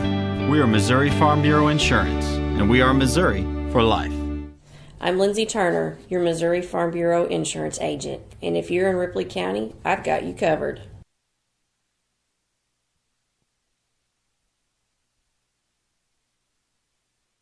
All right, welcome back, everybody. Keith Bowman, Dalton Pennington here at Doniphan. And the starters for Coach Jordan Penn is Preston Turner, a 6'6 senior. And number 10, he's number 1. Number 10, Micah Thompson, a 5'10 junior. Number 13, Eli Marvin, a 5'10 senior. Number 15, Jake Wilder. I used to go to church with him, 5'11 senior. And number 50, the big boy, Robert Henning, 6 foot and a junior.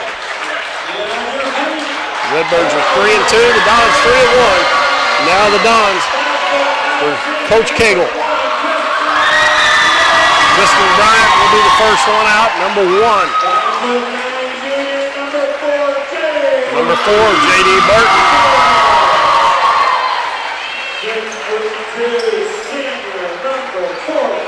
Number 14, Ethan Jones. Number 35, Max Owen. And number 41, Cam Barton. Rounds out the starting 5 for the Dons. Now, Dalton, I sit back and enjoy this one, everybody that's watching at home. I'll be surprised if it's not a really close game. Right. And like I said, it's at least for a leg up in the OFC conference anyway. Right. It's too early to be, the game, but in the last 2 years, it's been Doniphan East Sparta for the boys, one of the two winning it. So it's a little bit of a rivalry starting anyway. And East Sparta will control the tip. And at 6'6", Preston Turner will run the point. And Max Owen is going to guard him. He gives it to Jake Wilder on the left wing. They were looking for a lob right off the bat, but the Dons did a good job. Now Eli Marvin with his head of the key. Over to Turner, backs it out to the volleyball line. Gives it back to Wilder. Now head of the key to Thompson.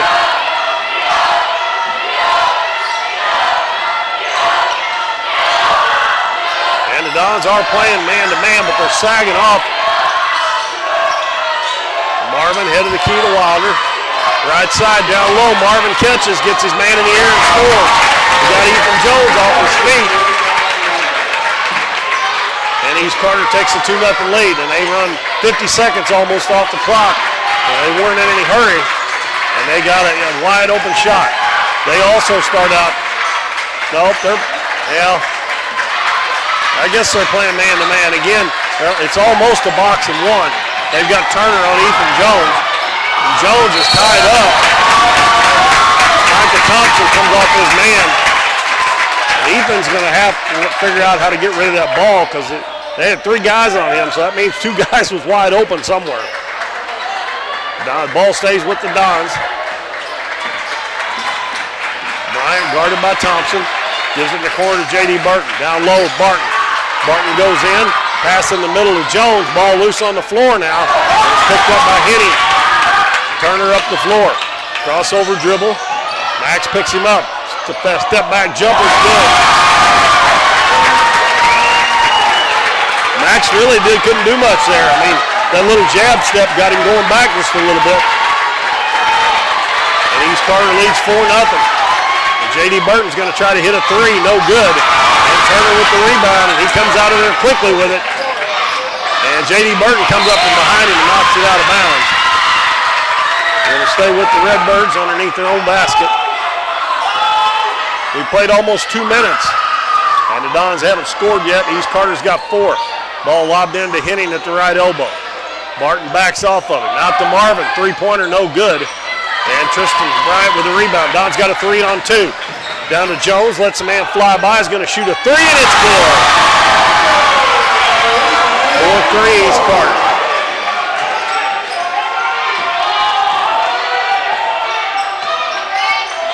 Turner passes it left wing to Wilder. Wilder lobs underneath. Turner does a good job coming to meet the pass. Another turnaround jumper that's good again from about 15 feet on the baseline. And I think the only hope you have is that he misses it because you're not going to be able to block it. Max Owens going to try to three. He banks it in. That ties the game at 6. Nolans will walk out with an injury tonight, and he is down there on the bench urging on his teammates. They clear out from Turner, and he double dribbled. Caught the ball on his leg, and then he dribbled again. And that'll give it to the Dons. We're tied 6-6 with 5:09 to go first quarter. And you can already see what kind of player Turner is. There's no doubt he can shoot it. Out to Max, going to try another 3. No good. And we're going to have a foul on Turner, I believe. Because Ethan Jones got inside position. And that's another thing that you could hope to do is get him in foul trouble. So he gets the first personal foul in the game. And Ethan Jones will throw it in underneath the basket. Out to J.D. Burton. Over to Bryant. Takes the 3. Takes it into the paint. And we got another foul on East Carter as Bryant was driving to the basket. This one's going to be on Micah Thompson. So 2 quick fouls on the Redbirds. 4:57 to go in the first quarter. 6-6. Lob down low. Barton turns to the baseline. Behind the backboard, he scored. Wow, what a shot by Cam Barton from about 8 feet to give the Dons a 8-6 lead. Turner walks it up to the volleyball line. Keeps his dribble alive. Turner calls out a play. Passes it over to the sideline, and it's too high for Thompson. And the Redbirds turn it over again. I've said the first exception maybe of the Royal Springs game, I was not there, but the Dons have played really good defense, and they're going to have to do that tonight. They are leaving J.D. Burton wide open at the free throw line, and he's got it right now. Takes it in, throws up a wild shot. Turner with the rebound. Baseball pass up to Thompson. Thompson in the middle of the lane to Wilder. His shot blocked. Here comes J.D. Burton back the other way. Hands it off to Ethan Jones. Fakes the shot, takes it in, out in the corner. Bryant, three-pointer. Bingo! 11-6 Dons. We're halfway through the first quarter.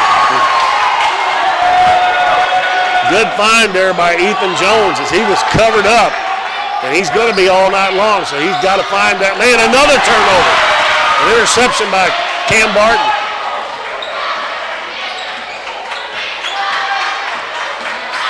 Bryant, left wing, Jones, he's going to fire it up. That one's in and out. And Max Owen had a chance to get the rebound, but they're going to call a foul on him over the back. A couple of substitutions for the Redbirds. Number 24, Kason McCarty, a 6'1 junior, and number 34, Will Corsi, a 5'11 senior. Turner, left wing to Wilder. There's that lob pass, and he goes. They were trying to do that earlier. The Dons should have known that was coming because they tried that earlier. 11-8. Pass over to Owen, and he fouled. So he had to go up in the air to catch it, and Eli Marvin coming underneath him.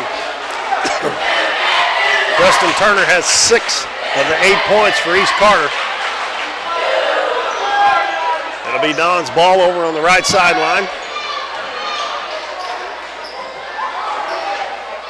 Ethan Jones dribbles to the baseline. Cut off, back out to Burton. Burton bounces to the left side, and it's picked off by Marvin. Burton's going to get back, and try to draw the charge, and they're going to call it. Good job there by J.D. Burton.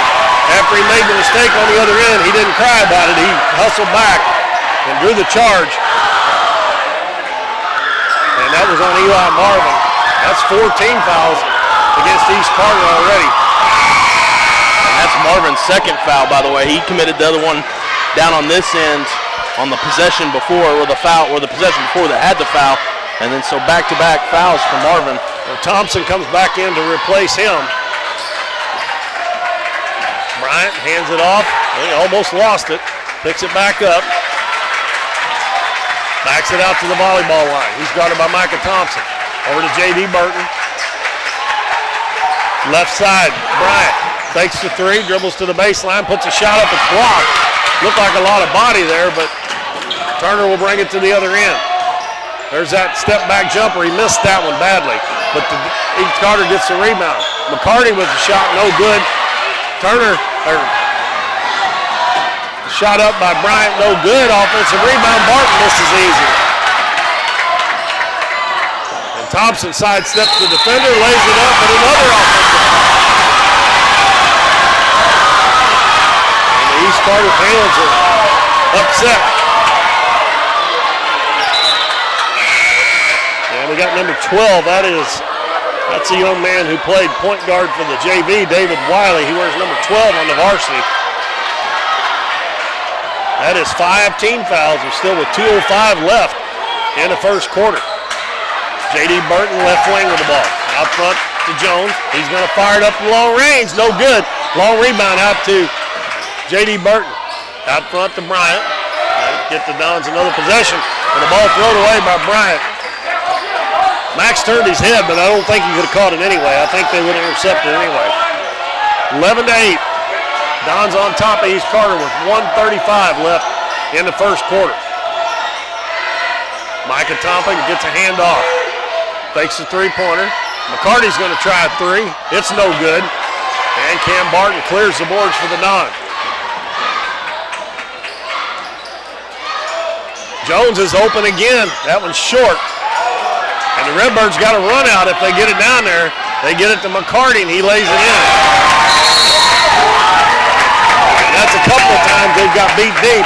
And Coach Cagle calls a timeout with 1:12 to go in the first quarter. The Dons lead 11-10. We'll take a 30-second break and be back on Curtin River Broadcasting.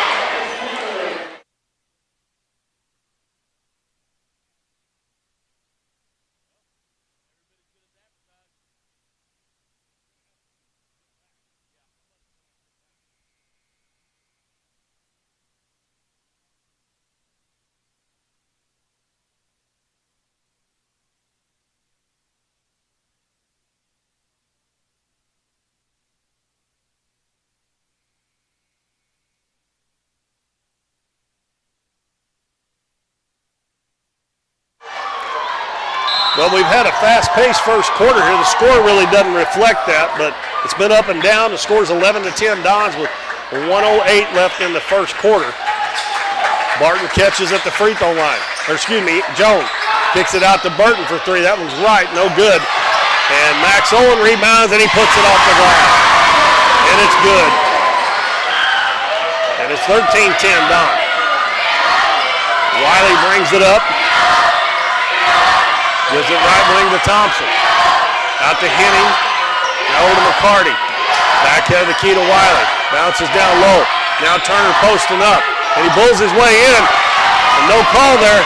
J.D. Burton's wide open up ahead of the pack. He catches and lays it up. No good. Tipped up no good by Max Owen. Henning with the rebound. Turner back the other way. He's 1-on-2. Don's doing a nice job of getting back. Turner dribbles baseline and he loses it out of bounds. Good defense there by the Dons. Until Max could get back, they got some help.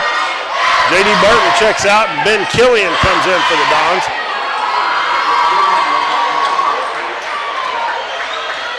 Coach Cagle, without Zerwalka in there, is going to have to use a couple of other guys that he normally don't use here to keep them fresh. And we got another foul on the Redbirds.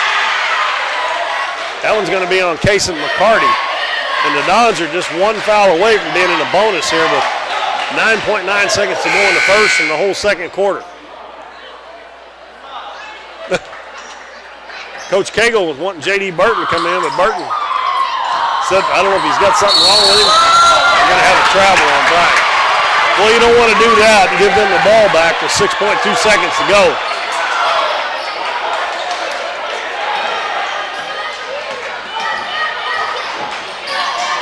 Turner's going to fire up a three, and no good. And that's the end of the first quarter. And the Dons lead at 13-10 over the East Carter Redbirds here at Doniphan.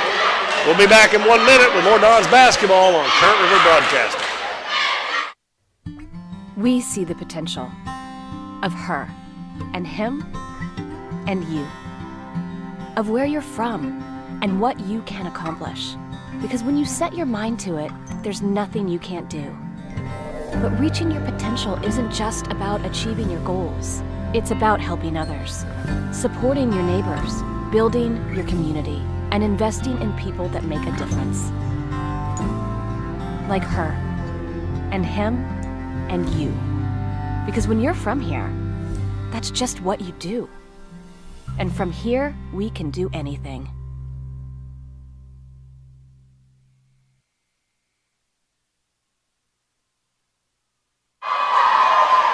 (13-10) Dons as we start the second quarter.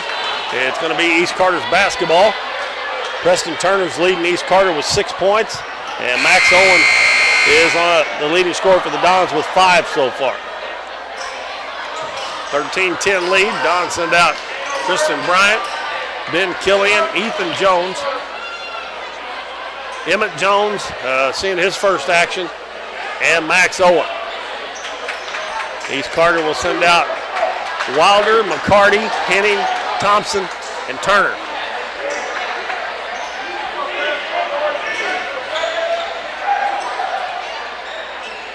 8 minutes on the clock to start the second quarter.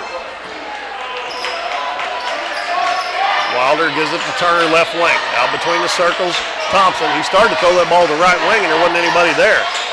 Back to Turner, open for a three-pointer. It's in and out. And Henning with the offensive rebound, and he missed it. Well, the Dons caught a break there. Emmett Jones gets the rebound. Gives it to Ethan. Ethan has it knocked away by Thompson, but it goes over to Bryant. Out front to Max Owen. Now right wing to Bryant. Bryant dribbles baseline. Little floater up and good.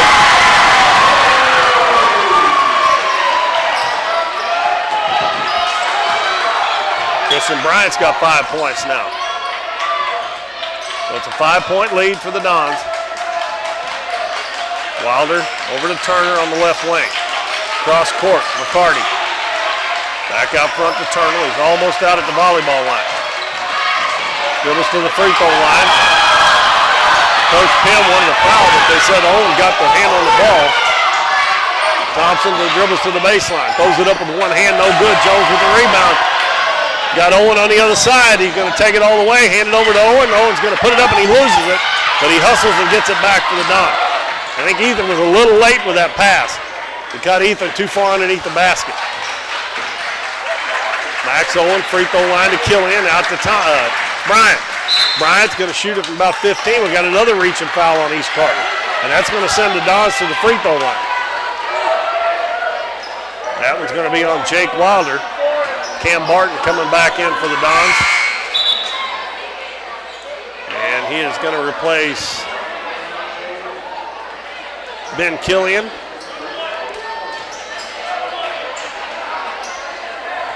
.6:31 left in the first half. Tristan Bryant shooting a one-on-one. And he makes the first one. He's got 6 now. That's Don's first free throw tonight. Actually, it's the first free throw in the game for either team. Next one on the way, it rims out. And it's going to be out of bounds. Last touch by Max Owen. He was battling with Preston Turner. And with 6.5 to go in the first half, Don's lead 16-10.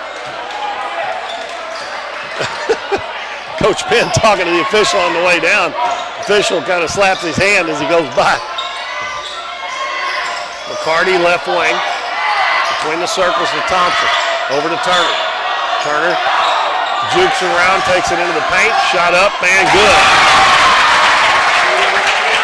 Coach Penn thought there should have been a foul again, which they have called way more on East Carter, but On the other end, it's basically been Turner with the basketball and been shooting jump shots. So Max Owen gets around his man, and an offensive foul on Max Owen. Hitting drew that charge on Max. Is that going to be 2 on Max? That's 2 on Max. Ugh. That ain't good. Eli Marvin coming back in the game. He has 2 fouls for East Carter. And I seen the other day where Eli had signed to play baseball somewhere too. I forgot where it was at. Now, I think I seen it on SEMO Ball, I believe. Or no, on Big 3 Athletics, I think. Yeah, I think you're right. I did see that come across, but I don't remember where it was. Was it Shawnee by chance? Is he going to Shawnee? No. If I heard it, I probably remember, but I can't think where it was. 16-12, Don's up by 4, 5:45 left first half. Turner's wide open at the free throw line. He missed it. Ball tipped around, and Ethan Jones with the rebound. He lets the traffic clear, and he brings it into the front court. They leave him open between the circles. No good. And the ball tipped out of bounds. Last touch by Marvin. And Cam Barton will step out to throw it in. Oh my gosh. Oh, Ethan. He didn't have to do that. He could have went back there and got it. Yeah. J.D. Burton, Tristan Bryan, Ethan Jones, Emmett Jones, and Cam Barton. Barton catches it in the post. Shot up too hard off the glass. Ball tipped around. And Emmett Jones is there to pick it up and lay it in. That ball went off about 3 Redbird hands. Turner goes all the way to the other end, puts the shot up, and he gets Tristan Bryan in the air, and that's going to be a foul. And we'll wait and see if it was 2 or 3. I think it was a 2. Looked like he was on the line. I'm going to say 2 shots there. I think he was on the line. By the way, I got a message right there. Technology is a crazy thing. Brian Chilton from Big 3 just sent me a message, and it's Arkansas Tech is where Eli Marvin's going. Turner makes the free throw, makes it 18-13. As we have number 2, Luke Roark, a 5'7" senior, checks in for East Carter. And also Will Coursing. Turner misses that free throw, but he gets his own rebound. He's open on the baseline. He missed it. And Ethan didn't do a very good job of blocking him out, but he beat him to the basketball. Ethan into the front court. And Preston Turner comes up from behind him and fouls him. And that's going to be 2 on Turner. I think he was a little frustrated. He missed a wide open jumper down there. And that'll send Ethan Jones to the free throw line. Ethan has 3 points. First trip to the free throw line. And his free throw hits the front of the rim, crawls over and falls through. And the Dons go up 19-13.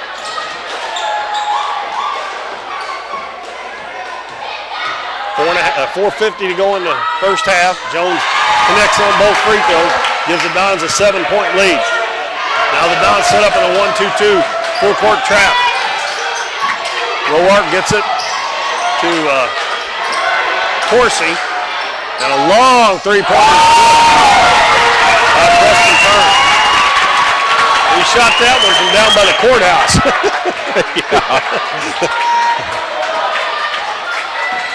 20-16, Dons. Burton with the ball on the right side.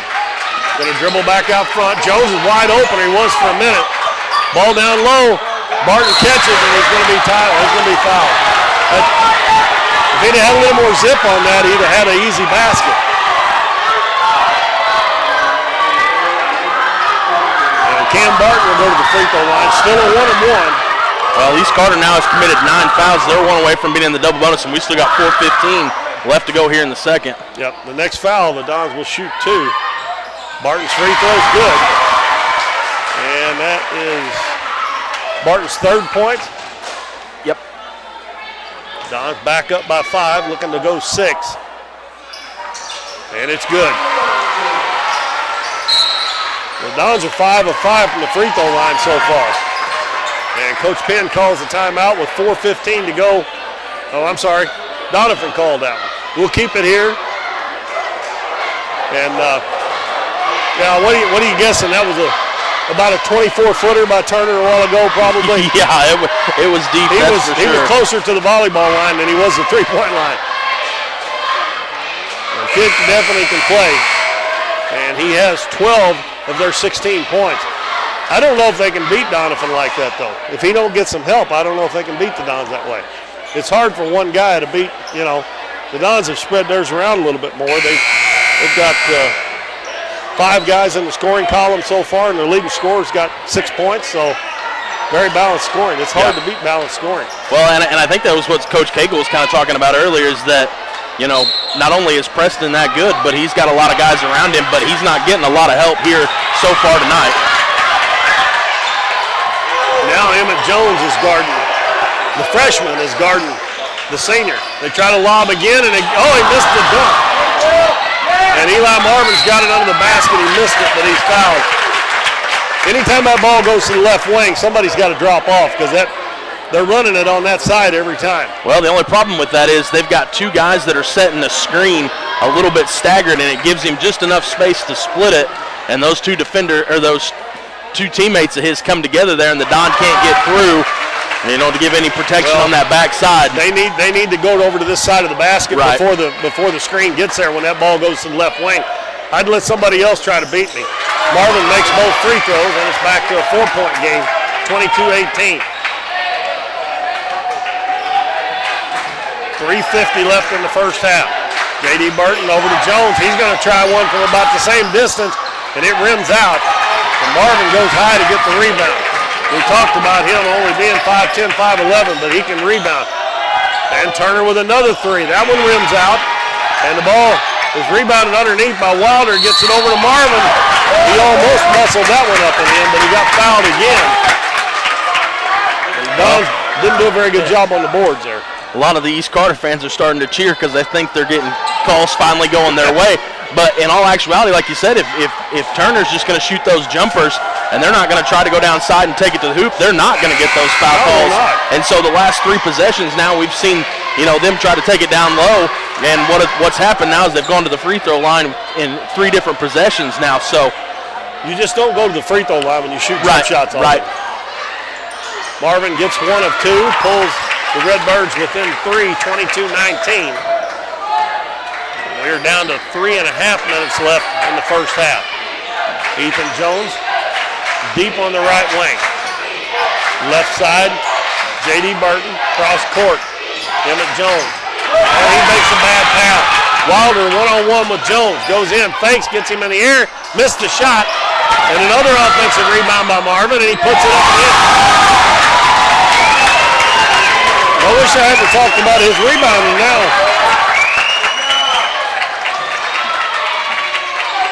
J.D. Burton's open for 3, and it rims out.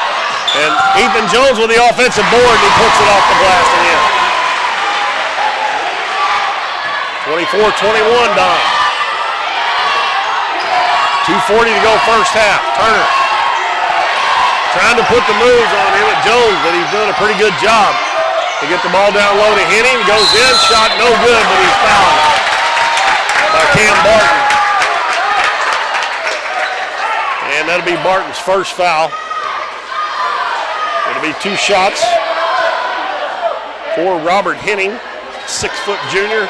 He looks like he could play for Doniphan's football team. I wish he would. Good looking shot there, it's good. 24-22. See Coach Stout standing over there. He's probably thinking the same thing. Max Owen's going to check back in the game.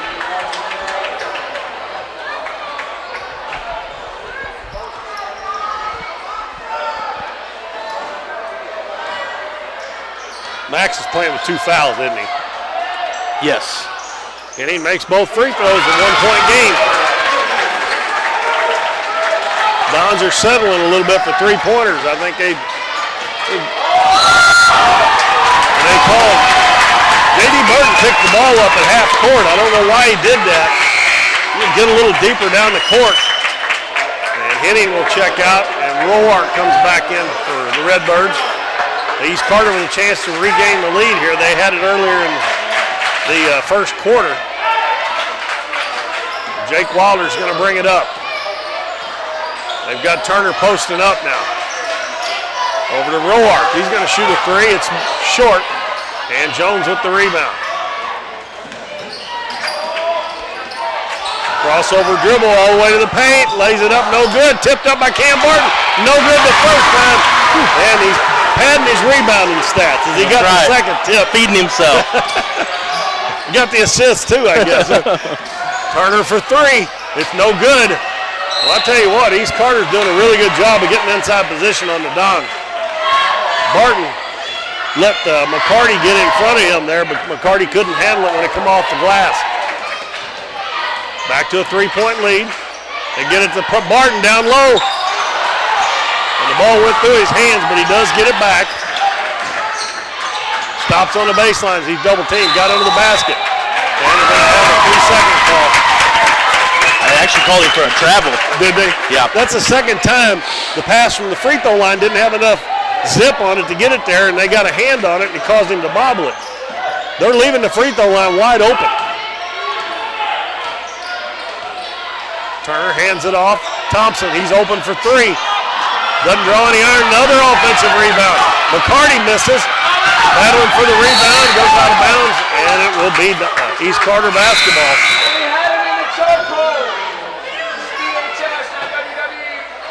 And they are definitely, they're hitting the offensive boards more than they are the defensive boards.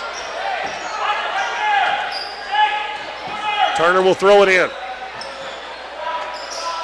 Way out front, Thompson, back in the lane. Turner's going to put it up off the glass and scores again. He's got 16 of their 25 points. And with 1:05 to go in the first half, Jones throws it to his brother down in the corner. Max Owen for three, and again they're settling. And get that ball at the free throw line, fellas, and shoot that shot. Pass up the floor to Thompson. Back to Turner. Fall away jumper from the free throw line, no good. We're going to have a foul called on East Carter on the rebound. I believe it will be McCarty, I'm not sure. At McCarty's second foul. And we'll walk to the other end and shoot two free throws. It's going to be J.D. Burton shooting. I don't understand, though, when they get that ball. Max could have shot that ball at the free throw line a while ago. Which, I mean, Barton was open, but that one circles around and falls out. Well, I was just getting ready to brag on him. JD's leading the team with a 75% free throw percentage and goes to the line, and I thought it was about to go down, and then it just pops right back out. Well, Barton comes back in and replaces Owen, trying to keep from getting that third foul before halftime. He missed both of them. Well, you didn't jinx him because you didn't brag on him. Yeah, I didn't brag on him. I didn't get it out. Well, East Carter may go for the last shot here. They trail by 1 point with 27 seconds left in the first half. McCarty puts it on the floor, gives it to Turner in the corner with 20 seconds. Goes behind the back to the baseline, goes in, and he almost had a chance for a three-point play. He's going to be fouled. That one is on Ethan Jones. And that'll be Ethan's second foul. Really, neither one of these teams can afford to get in too much foul trouble. Oh, Turner with a chance to give East Carter the lead at the free throw line. First one is good. 12.8 seconds to go in the half.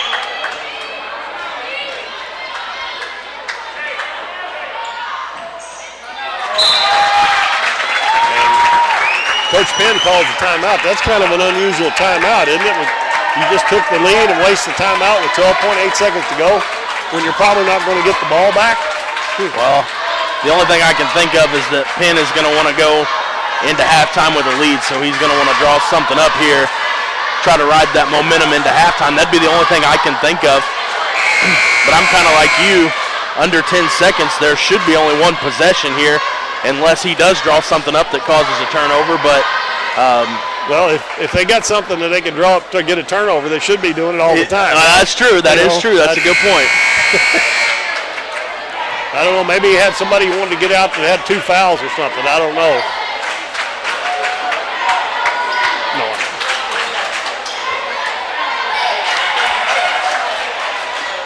I don't think he took anybody out. I thought maybe. Well, I think I saw Eli Marvin check in, so somebody did come out. Did Henning come out? Take it right at Marvin because he's got 2 fouls. Bryant over to Jones.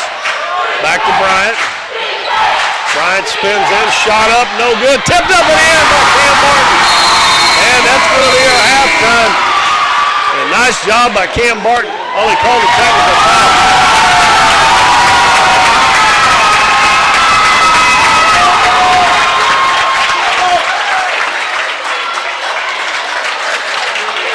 Well, they're not going to have the lead probably at halftime. I don't know what happened. Something happened.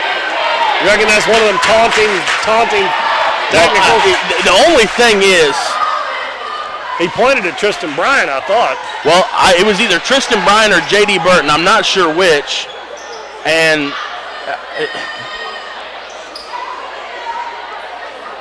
well, did they put it up on the board? They got to put it up on the board because it's a foul on somebody.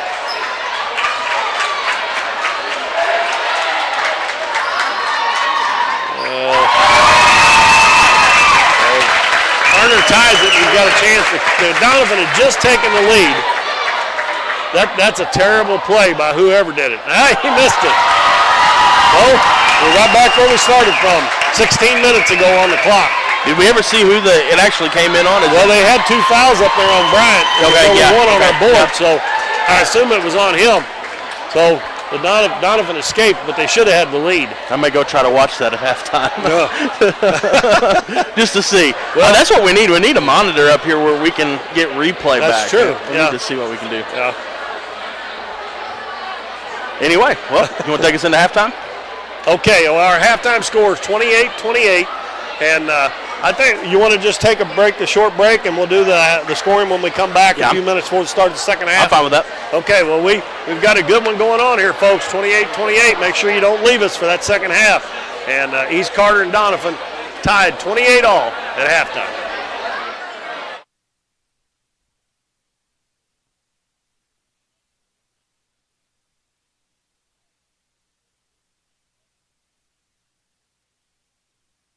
Hometown Pharmacy is your one-stop pharmacy for all of your medical needs. Our pharmacist provides shots for flu, pneumonia, and shingles all in this pharmacy with no appointment necessary. Refills can be requested online or through our app, and delivery is available if you live within the city limits. Transferring prescriptions is easy, so come by or give us a call, and our friendly staff will take care of everything. Come experience the difference a hometown pharmacy can make on LaRue Street in Doniphan. You've heard it all before. We're number one. We're the best. We have the biggest rebates. Now is the time to skip the hype and come to Current River Ford in Doniphan. They're all about helping you find the perfect new Ford. Current River Ford services your vehicles after the sale. From the moment you drive in, you will receive the quality service you've been missing. With the selection at Current River Ford, you'll find the new vehicle you want. How about getting your next vehicle at a dealership that makes it all about you? Current River Ford, Highway 160 in Doniphan. I'm Russell French, and for value and friendly professional service, give us a call at 573-996-5001. Whether you're insuring your home, auto, farm, or business, give us a call at 573-996-5001. Or come by and see us right here in Doniphan at 1204 Walnut Street. Or visit us on the web at cmoinsurance.net.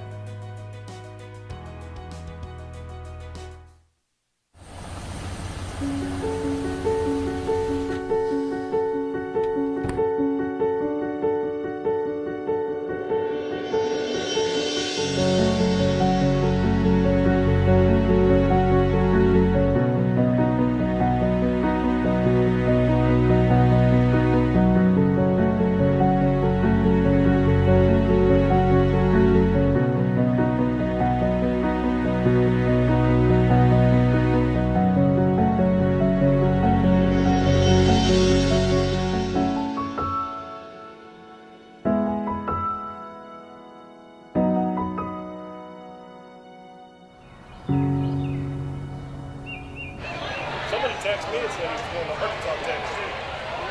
All right, ladies and gentlemen, we got a halftime guest we're going to bring up here. Wasn't planned, so we're just going to kind of wing it, but we've got Coach Epps here.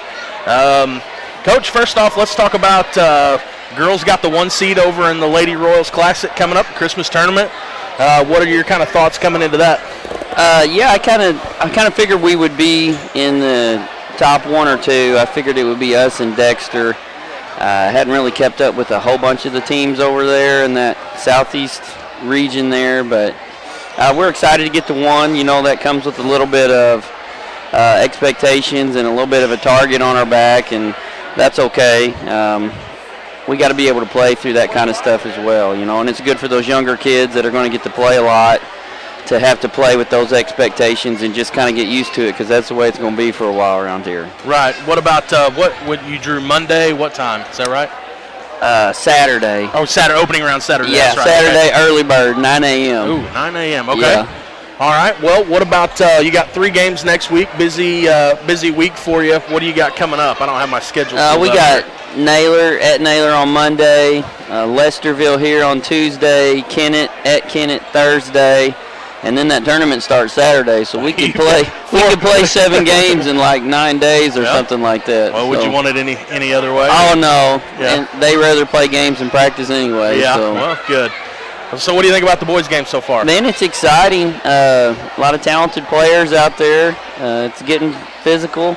Looks like both of them need to get a stinking rebound, if you ask me. But it's fun to watch. Yeah, it is. Keith and I were talking that this game has got a lot of kind of implications for how OFC will play out. The winner has a chance here. Obviously, kind of top 3 looking is probably Doniphan, Greenville, East Carter, some kind of combination of those 3 teams. And with Coach Cagle and the Dons getting a win on Tuesday night over Greenville, this is kind of one last hurdle early on to get through. And then, you know, obviously he's going to have to win his other ones. But, you know, it's a very big game tonight, and it's kind of in there early in the season too. So his biggest 2 OFC games is bang right here at the beginning of the season. Well, in the same week too. Tuesday, and he played them Tuesday night. Yeah, away on the road, and then now here he is playing East Carter on Thursday. And they're clearly the top 3 teams in the conference. Right. I mean, from the scores I've been keeping up with. So right. Yeah, and they're without Nolan, you know, until he gets right. And this is a big game, and he would help them out a bunch. So it's good to watch these 2 teams play, and this is probably going to come down probably to the last 1 or 2 possessions, if I had to guess. I think you're probably right on that, and that's kind of what Keith and I talked about in the very beginning of the broadcast. We were pretty positive it was going to come down last minute of play in the 4th quarter to determine a winner. Well, Coach, I appreciate you joining us for halftime. We're going to take a couple-minute pause here, and then we're going to go ahead and we'll come back at about 2 minutes before, and we're going to do a stat rundown, but I appreciate you joining us here at halftime. Thanks for having me. Yep, no problem.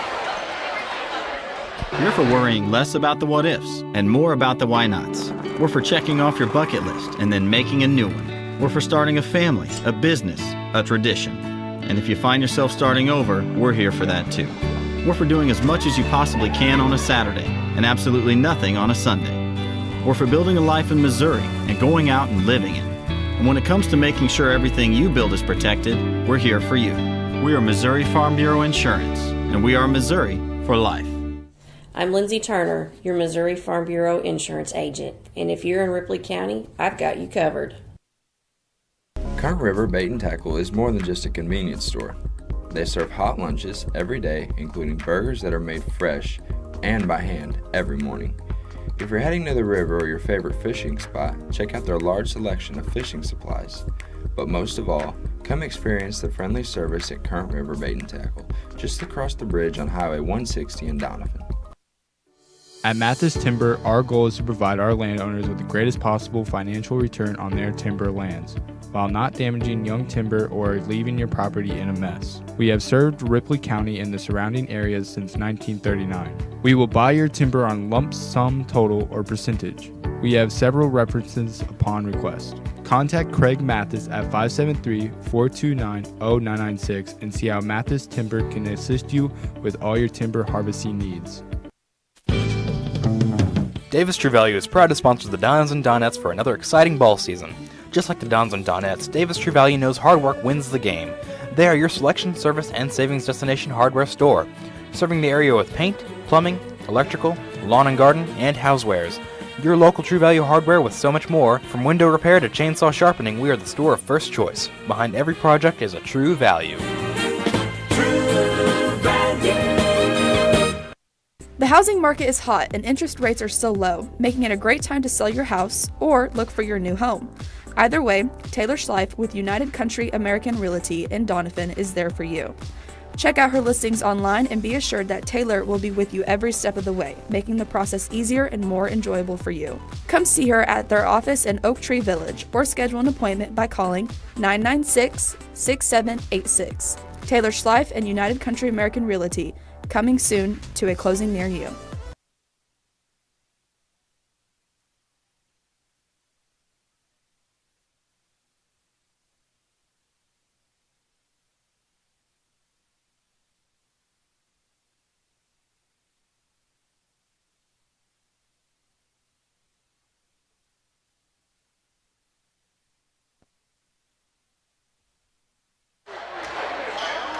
Keith Bowman and Dalton Pennington back at Doniphan High School. We're at halftime, and we've got a good one, folks. 28-28 at halftime, East Carter and Doniphan, and a key Ozark Foothills Conference matchup early in the season. And it's been kind of back and forth. East Carter got the Doniphan got out to the lead. East Carter come back and caught up, and we thought the Dons were going to have a 1-point lead right before the half, but Barton scored underneath, and then there was a technical called, we think, on Tristan Bryant.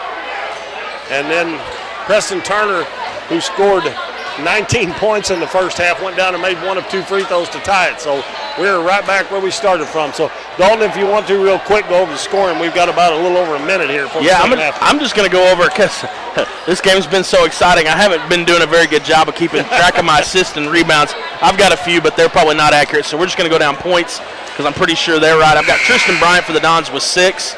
Ethan Jones has got 7. Emmett Jones with 2. Max Owen with 5. And Cam Barton has 8. As you said earlier, Preston Turner pretty much leading the way, doing it all for East Carter. He's currently got 19 points. Eli Marvin with 5. And Kason McCarty has 2. And rounding them out is Robert Henning, number 50, who also has 2 points. I do want to look at one other stat real quick. Nobody's in serious foul trouble. Got some guys with 2, but they've got 3 up on the board for Tristan now. So I don't know. Well, I don't know how that's possible. Unless they called a foul and a technical on him, but there should have been more than 2 free throws if they did that. So yeah, well, because the Don, he should have he would have shot the front end of a 1-and-1, and then should have got his 2, and then he would have got another one had he made it. That's probably just a mistake on the board. But Bryant for the Dons, Jones, Owen are playing with 2, and for the Redbirds, Turner, Thompson, Marvin, and McCarty all have 2 apiece as well. It'd be nice if they could get that third one on Turner quick here in the third quarter. East Carter's going to have the ball first. They got Wilder, Marvin, Turner, Thompson, and Henning. And Marvin catches underneath, and his shot is up and in as he got it in over Ethan Jones. And Eli Marvin is really good around that basket, at least the drawing fouls. Well, East Carter goes on top first possession. And Max Owen wide open at the free throw line. He missed the shot. That's the shot, though. They've got to take it. And Marvin comes out of there with it after a scramble for it. Yeah, you've called that several times tonight, wishing that they just get it to him at the free throw line with a little zip and a little quickness there. So turnaround jumper there, but not able to get it to go that time. I think he might have rushed it a little bit. Right. If he takes his time and they pick him up, and Turner misses the shot. Coach Penn wanting a foul again. And Max Owen goes in, shot up, and no good. But we got a blocking foul against Henning as Max sidestepped him. And that will be the first foul on Henning. And Max will shoot 2. But I'm thinking if they catch the ball at the free throw line, they space up, they take their time, the defense may come to him, and he might be able to get it down underneath. Drop it down low to Cam. Yeah. But he just turned around and shot it real quick, and it didn't look like he had a good look at he had a good look, but it didn't look like he had his eyes on the basket very long. So Cam Barton doing a little maintenance work down there, cleaning up some wet spot on the floor. And Max Owen with 7:05 to go in the third quarter will shoot 2 free throws. Max has got 5 points, his first trip to the free throw line. First one's good.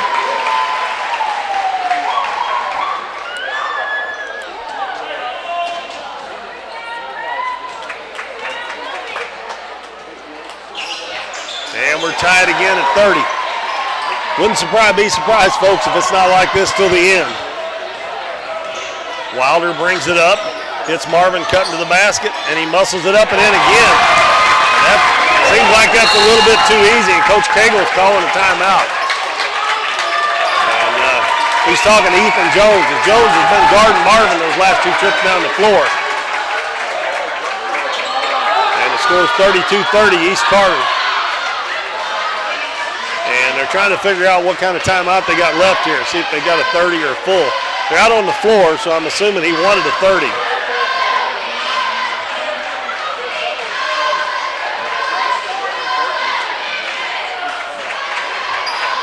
And they did call it a 30, I believe. Don's quickly back out on the floor. Eli Marvin's come alive here as he has 9 points now, and he has the first 4 points in this third quarter.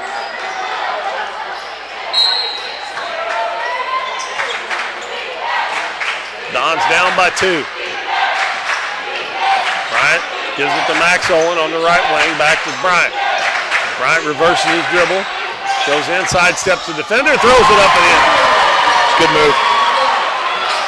Quickly back the other way. Turner behind the back with his, let's see if they call that on the shot. That was not on the shot. Oh my goodness. He blew the whistle when he was out at the 3-point line. That's NBA continuation, that's for sure. Right.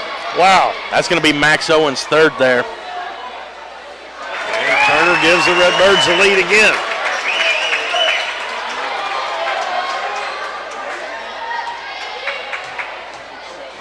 That should not have been a free throw. I usually don't say much, but that shouldn't have been a free throw.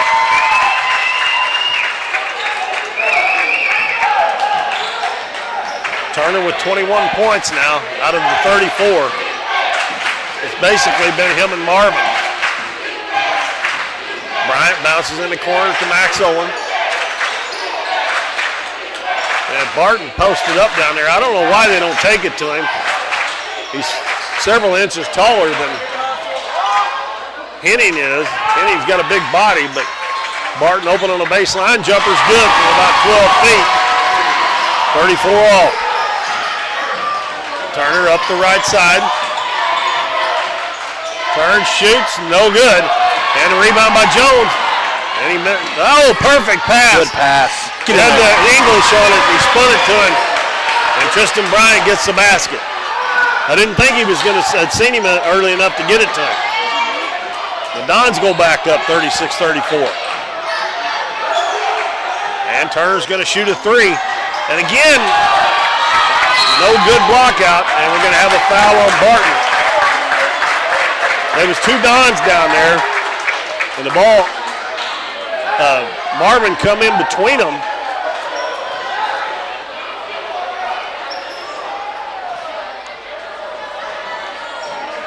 They quit giving up the second shots. They've been in a lot better shape. Marvin makes the first one. That gives him 10 points now. And he's 4 out of 5 from the free throw line.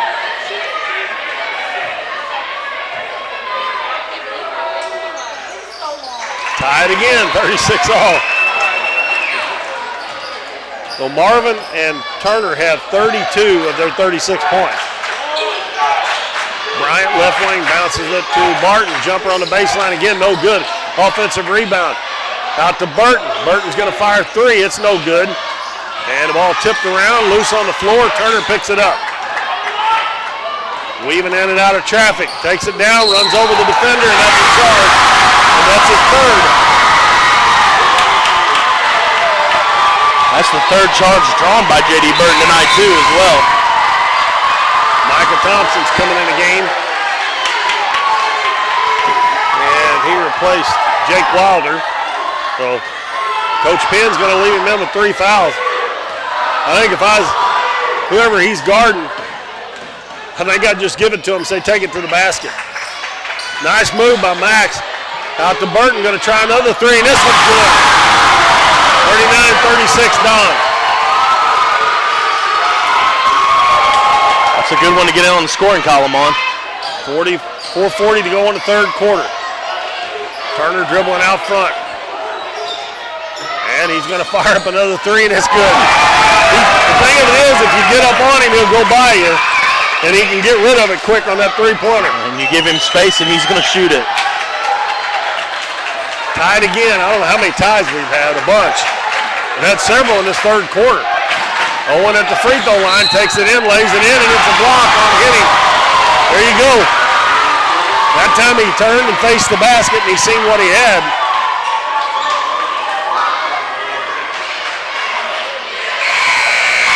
And that foul on Henning is his second. And Max trying to join Cam Barton and Tristan Bryan in double figures.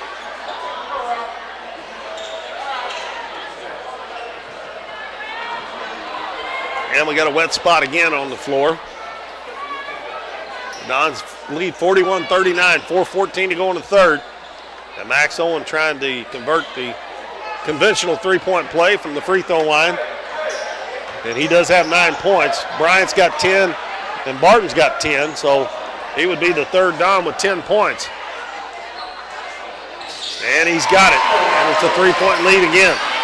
And Don's continued to stay perfect from the free throw line as well. Turner gives the ball to Marvin. Over to Thompson. Now to Turner for 3. A little correction on my part there. J.D. Burton does have 2 misses, but all the other free throw shooters for the Dons have been perfect from the line so far. And Micah Thompson steals it away from Bryant. Passes it ahead, and the Dons get back, and they save it. And they're going to save it out of bounds. A great hustle by J.D. Burton there to save that ball. And Max Owen was right there with him. And in a tussle there with Kason McCarty, the ball went off McCarty's leg. Official right on top of that. J.D. Burton on the left wing. And he threw it in the corner to Barton. It's tipped out of bounds. Wilder coming back in. Replaces Micah Thompson.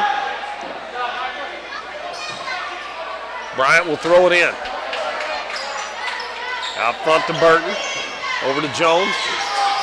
Gives it off to Barton. What did you put it on the floor for? Offensive rebound by Owen, no good. Why did he put that ball on the floor? He was wide open from 3 feet. Turner stops and pops inside the three-point line. No good. Barton with a rebound for the Dons. So if the Dons make it, they make it. If the Dons miss it, they miss it. Max Owen for 3. It's no good. And Turner rebounds and throws it back into Wilder. A little bit quick on the shot there again. They get that shot anytime they want it.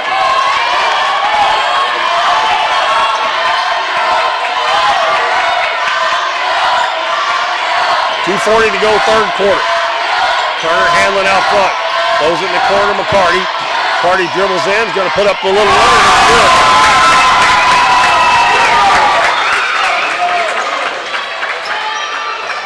That's 4 points for McCarty. Ethan Jones a long 3. No good. And again, quick shot. Pass in the lane to Bryant. He's going to bring it back out and reset. Max dribbles baseline, back out, gives it to Burton, over to Bryant. Bryant fakes, out to Burton. Burton tries the 3, right on line, no good. And a foul on the rebound. That's on Ethan, that's 3, isn't it? No, they just got 1 on the board. 2 minutes They've got left. 1 on the board, but I've got Ethan for 3. They just now changed him to 2 there, so. Well, East Carter now with a chance to extend the lead. They lead 44-42. Minute 55 left, third quarter. Eli Marvin with the basketball. Gives it to Turner at the free throw line. Gets Jones in the air. Shot no good, and he's going to be fouled.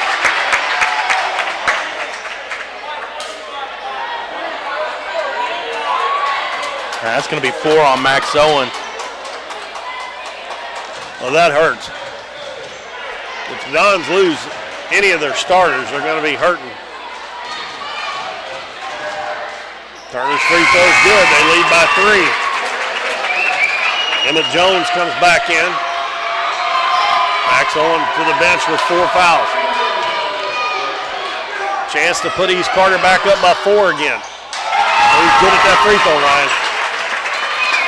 That 9 out of 10, 8 out of 9, 29 points. Emmett Jones, and he has it knocked away. Loose on the floor, picked up underneath by Barton, and he throws it away. Here comes McCarty. McCarty down, and oh no! Oh my God! A blocking foul called on Tristan Bryant. And the bucket will be good. And East Carter will be at the free throw line. You knew he had made up his mind as soon as before he got to half court, he was taking it all the way. It looked like Bryant got there, and that's 4 fouls on him too now. Well, just got another message, by the way, from Brian. And I think a congratulations in order, as that was 1,000th career point for Golden on that possession that he just went down and scored on. So congratulations to him. McCarty misses it. And on the rebound, Henning's got it.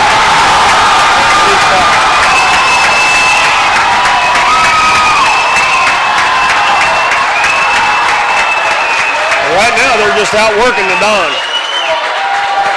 And the Dons are getting into some foul trouble. Whether Bryant's got 4 or not, we don't know, but he's still out there, so I'm wondering that that's 3 on Barton now.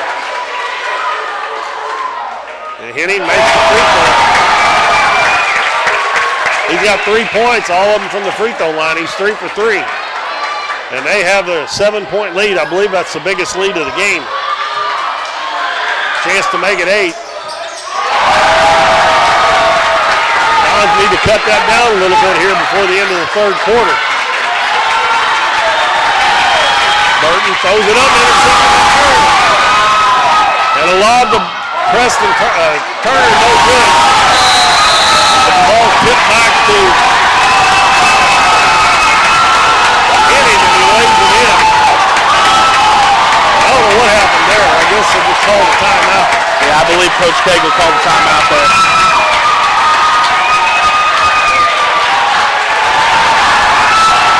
East Carter on top. We're on a 10-0 run. We'll be back in 1 minute.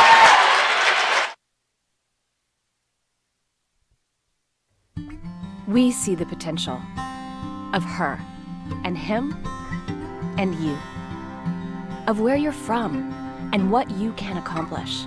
Because when you set your mind to it, there's nothing you can't do. But reaching your potential isn't just about achieving your goals. It's about helping others, supporting your neighbors, building your community, and investing in people that make a difference. Like her, and him, and you. Because when you're from here, that's just what you do. And from here, we can do anything.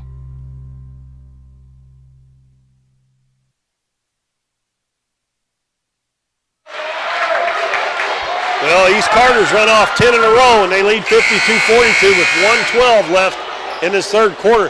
We've had to have had at least 8 or 10 ties in this quarter. Right. But all of a sudden, East Carter just went on a run, and the Dons need to stop the bleeding here because they don't need to get down any farther. As a matter of fact, they need to cut into that lead before the fourth quarter.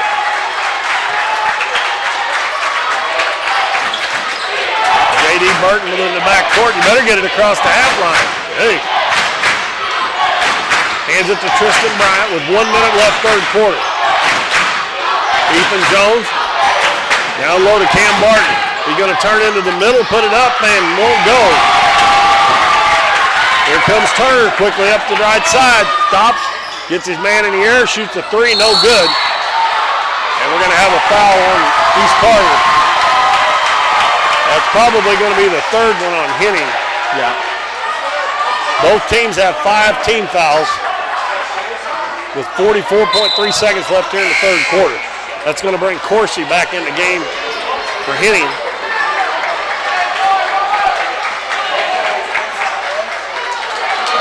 Now East Carter going to apply a little full court pressure. Don's got to get some help.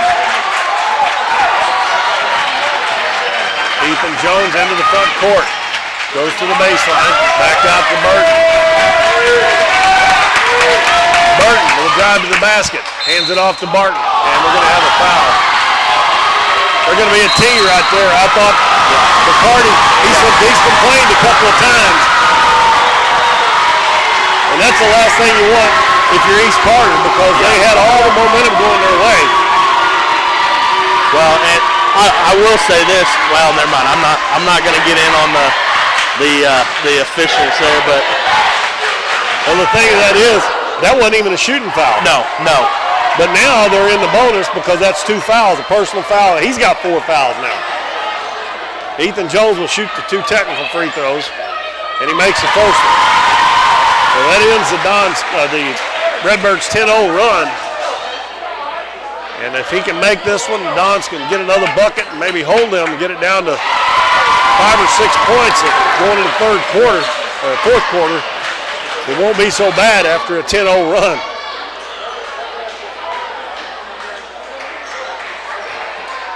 And Micah Thompson's going to come back into the game replacing McCarty. Now they got 17 fouls up there, but I don't think they'll shoot a 1-and-1. Because that 17th foul was the technical. Yeah, the technical came after.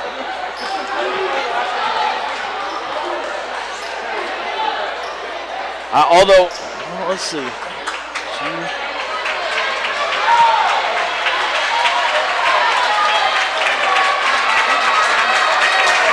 Well, as you can probably see on the camera, I don't know if you can see it or not, but Coach Penn's having quite a discussion with one of the officials. And I think it's going to be Doniphan basketball underneath the basket. I think that's what it, like you said, that's what it should be, because the foul number 6 came on Barton, so that should have been a possession under the goal. Well, what are we doing here? Are they going to let Barton? They're going to let Barton shoot a 1-and-1 and then give them the Dons still possession, but that's not right either. Well, I didn't think so.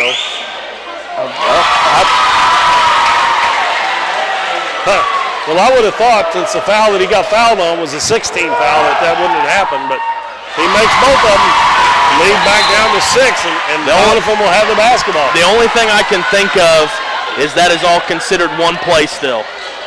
Yeah, I've never seen that happen. No, before. but that can be the only thing I can see is their reasoning is that is all still one basketball play. Therefore, it's 6 and 7 on the same play. But I'm kind of like you. I think that's a stretch, and I'm thinking the Don's got a break, but I don't know. I'm not going to say that because the officials know better about that than I do. But that's something I don't think I ever seen before. Well, and it looks like they're going to turn it over. Here comes Turner. He's going to stop up and under with the shot, and he missed it. And the ball tipped back to him. He's going to go up with the left hand, and it's good. Don's had a chance to cut it to 4, maybe 3 points, and a careless turnover on the other end. And now it's back to 8 and probably 9. Well, and you. Now that was careless turnover. That's about as careless one as you'll ever see. Well, he's only going to go to the free throw line to shoot 1. Hopefully. Yeah. Okay. And another offensive rebound. Marvin puts it up, no good. Tipped up by Turner, no good. Tipped up by Turner, no good. And again, another offensive rebound and a foul on the Dons. What did they get? 5 shots? Yeah, that 5 or 6 different looks there. That can't happen. Well, that's what I said a while ago before the technicals. They're getting out hustled and outplayed, especially on the glass. Will be Will Coursey shooting. And I think it'll be a 2-shot foul. And he makes it in.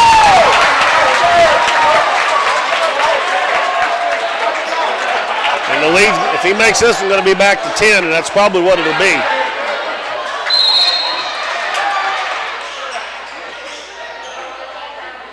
I think we had a lane violation. Yeah. Michael Thompson moved out of the lane.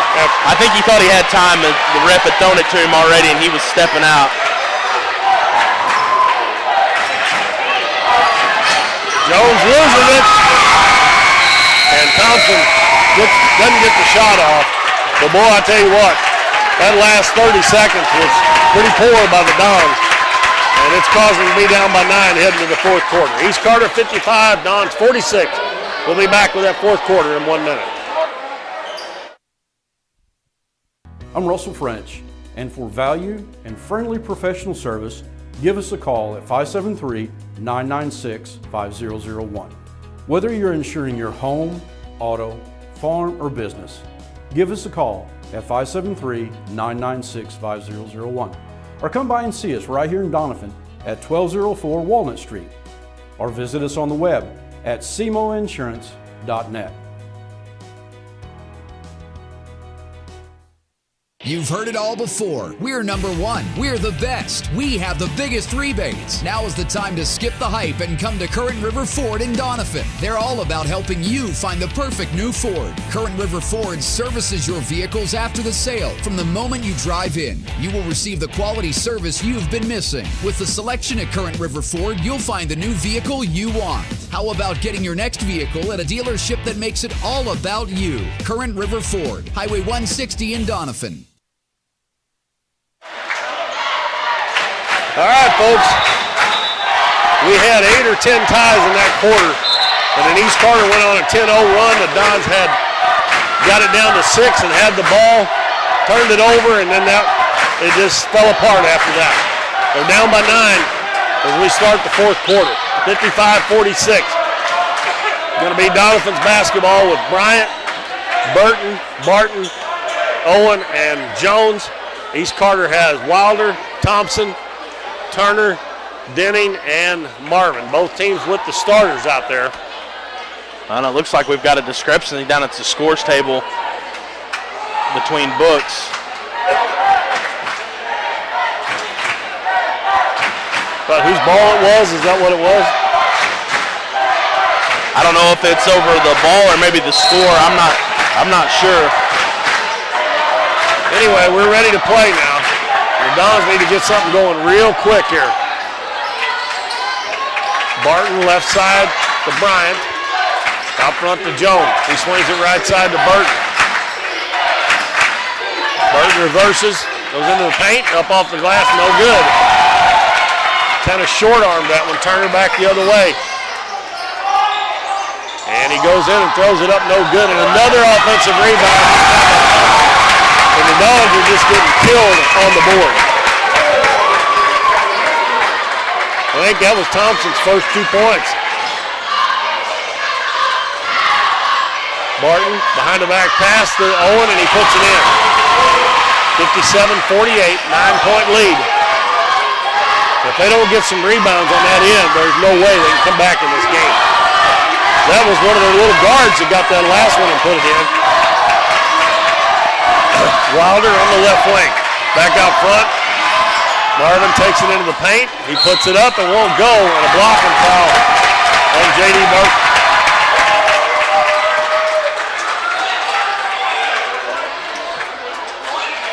Yeah, I think J.D. started leaning a little bit too early there. Contact hadn't quite made it to him before. That'll get him every time. Yeah, because when you try to sell it,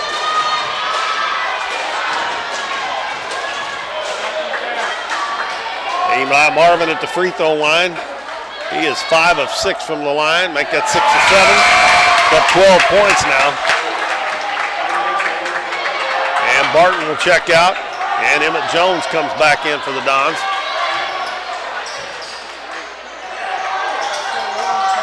That one no good. And an offensive rebound by Henning. Puts it in.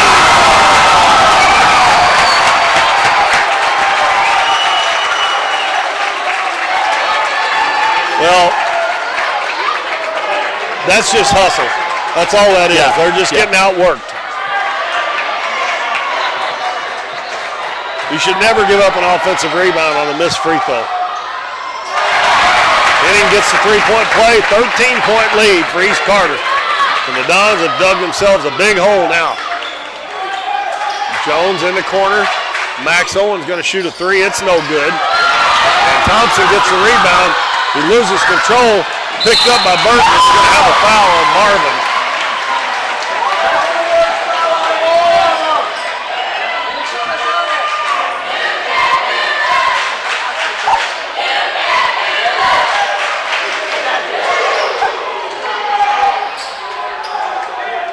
And both teams are in the bonus. The Dons are in the two-shot bonus. And the next foul on the, no, I'm sorry. That's a 1-of-1. East Carter's in the two-shot bonus. It's going to be J.D. Burton at the free throw line. Need to convert these with a clock stopped. There's 6:36 left in the game, down 13. J.D. knocks that one in.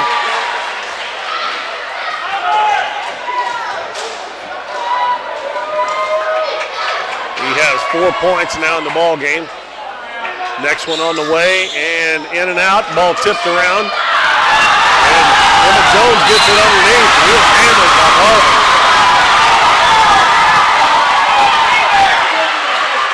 That's going to be the third foul on Marvin. According to the board, I think you got 4, don't you? I've got him at 4. I don't know. I will say this. I normally run the stats panel, and so now that I've upgraded jobs, I think they're kind of having to place it with anybody that'll do it. So okay. And they may not be 100% accurate. And I could be wrong, too. There's no... Emmett Jones misses the first one.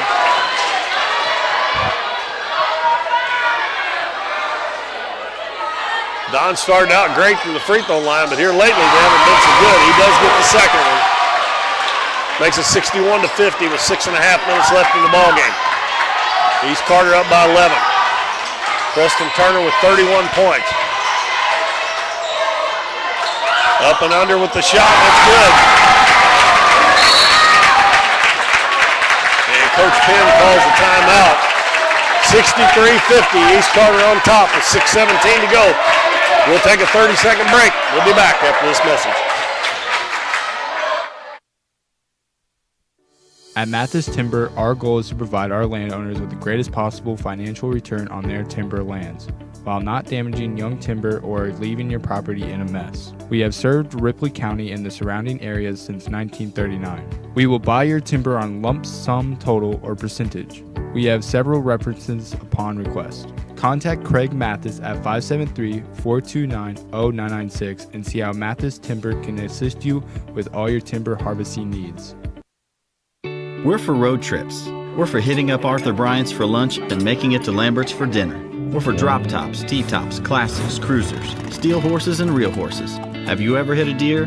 Yep, we're for you too. We're for getting stuck in traffic and 6-lane freeways that aren't.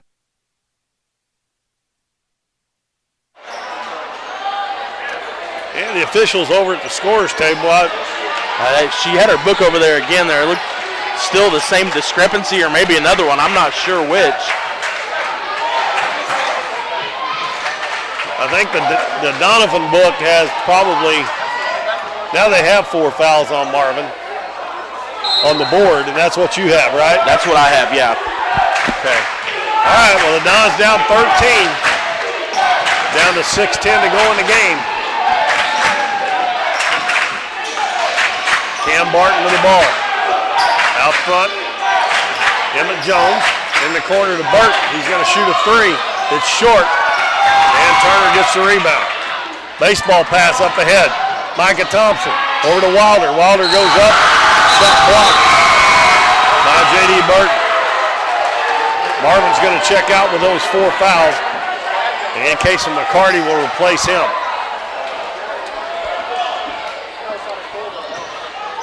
Also, I just now noticed, we'll get it here in a second, hold on. Turner, turnaround jumper, and he missed everything on that one. And Emmett Jones got the rebound. Ball up the floor, stolen by Micah Thompson. Goes in one-on-one, missed it, and he's fouled by Kristen Bryant, and he's pulling his shirt tail out, and that must be the 5th one.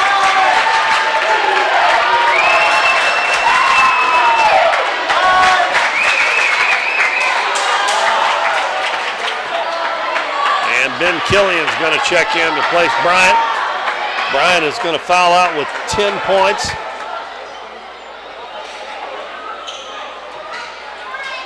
Coach Cagle going to take his full allotted time here to figure out. Well, he was thinking about bringing Max Owen back in, I think, but Owen's got 4 fouls too. It'll be Ben Killian checking in.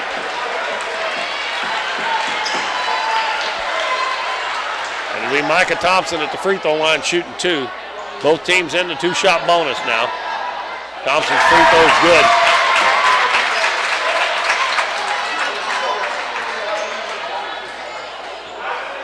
Well, they haven't missed very many free throws. Boy, they've shot them real well. And they get 2 more, and that lead is 15 points. This game was tied 42-42, and they are on a 23-8 run. That was in the 3rd quarter.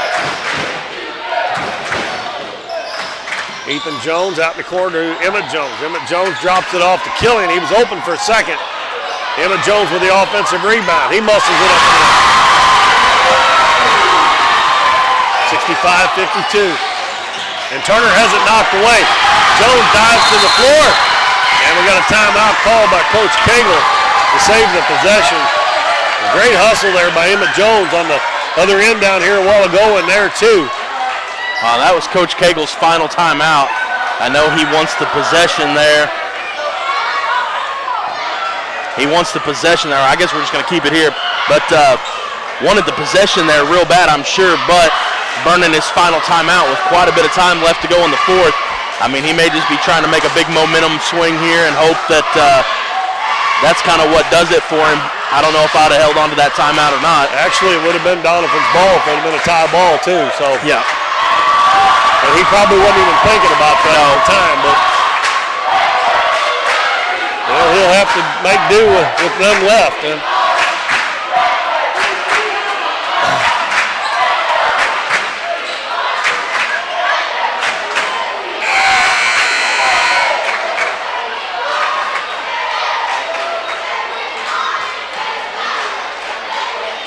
65-52 is our score. The Dons trail by 13.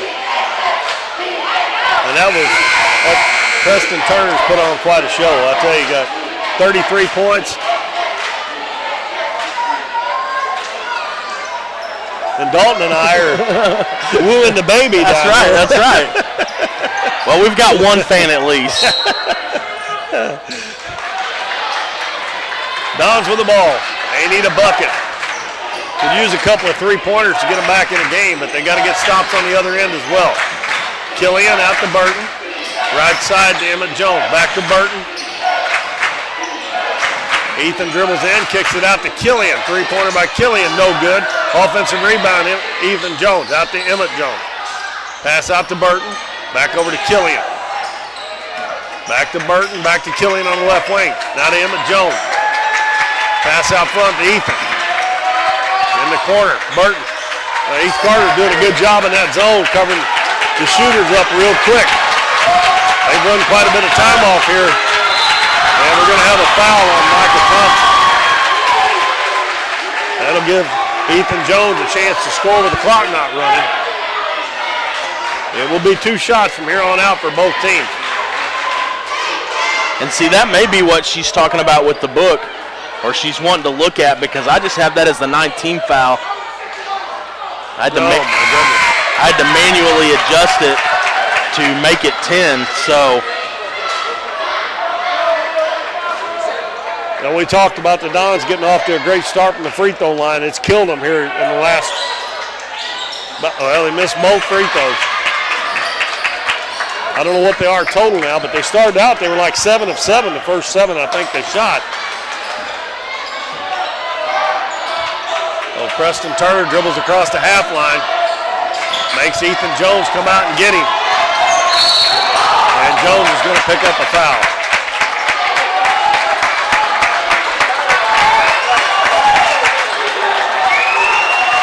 East Carter doesn't have to be in any hurry, that's for sure. And the way they're shooting free throws, it don't look too good for the Dons right now.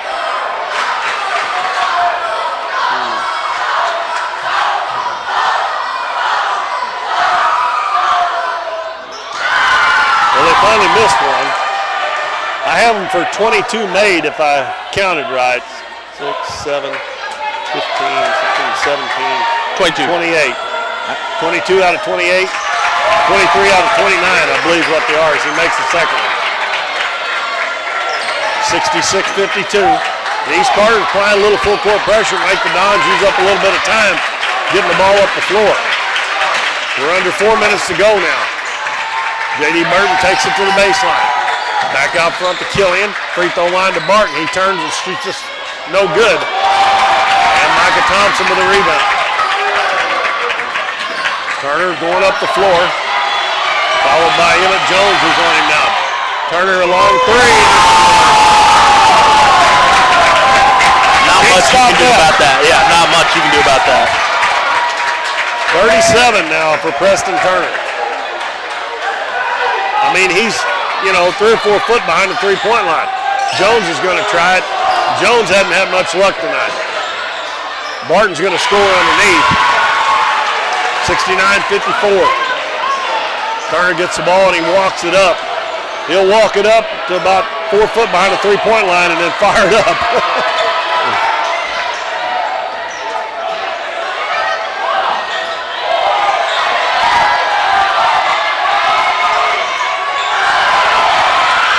Step back jumper is good. You're right. There's nothing you can do about it. Yeah, he is unconscious right now. Yeah.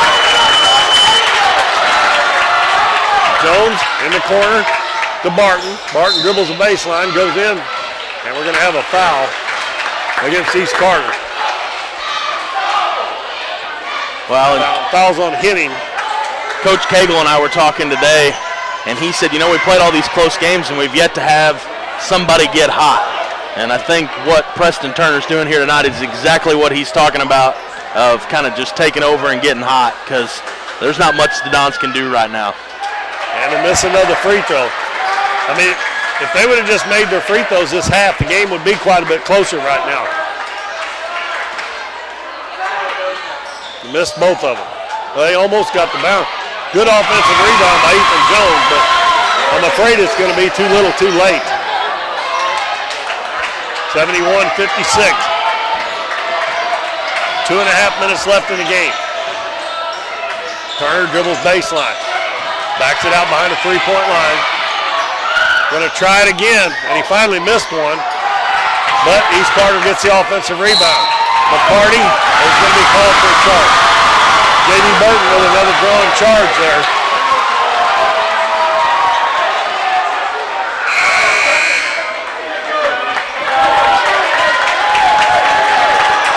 That's going to be 5 for McCarty. He's going to finish the night 6 points. But I think, like you said, 2:17 left. That may not be a factor at all. Ethan Jones dribbles into the paint. It's knocked away right to J.D. Burton. His three's no good. And Turner with the rebound.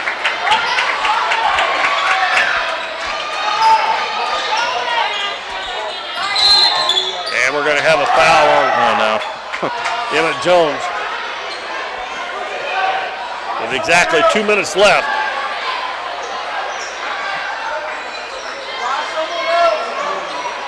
And Turner looking for point number 40 right here. He's 9 of 12 from the free throw line.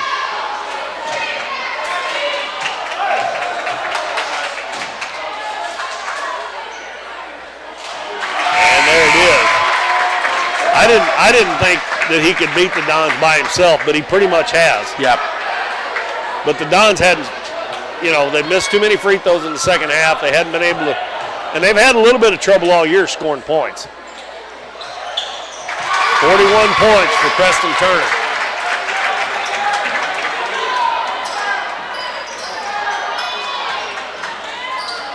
Ben Killian with the ball. Gives it to Jones. He's open for a three-pointer. Finally got an open one. Still didn't make it. And J.D. Burton gets the rebound. And Eli Marvin's going to be called for the foul. I've got him as his fifth foul as well. Been a lot of fouls called in this game on both teams. That's two they've had foul out, and they got another one with 4. The Dons have 3 players with 4.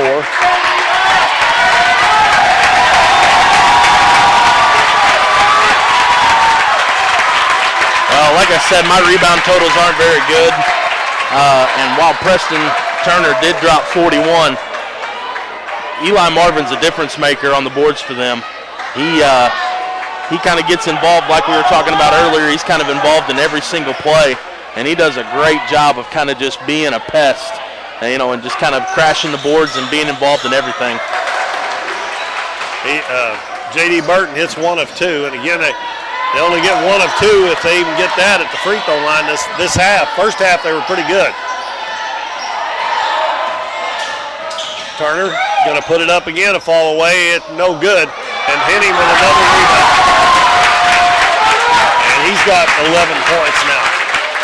But they have just absolutely killed the Dons on the board. They're going to have to get that fixed. Barton fakes a shot, reverse layup, good. Yeah, they're going to have to get that fixed because they're going to play some teams that, other than Barton, are not really all that big. Turner's going to put it up to the left hand. He scores. And another foul on the Dons. He just keeps adding to that total. Kind of surprised he's still in the game, but maybe he's shooting for a record. I know he ain't going for the single game record. My cousin Charlie Miller hit 63 one time, so that was way back there. Well, and Hansborough has it for the state of Missouri, if I'm not mistaken. Does he? I'm wanting to say he had like a 70, 72-point game. Luke Emmons is in the game for the Dons. And Isaac Rawlings as well. Ethan Jones going to fire up a long one, and no good. And he's fouled by Jake Wilder. And that'll be a 3-shot free throw. And what in the world you're doing fouling on a 3-pointer with an 18-point lead 52 seconds to go, I don't know.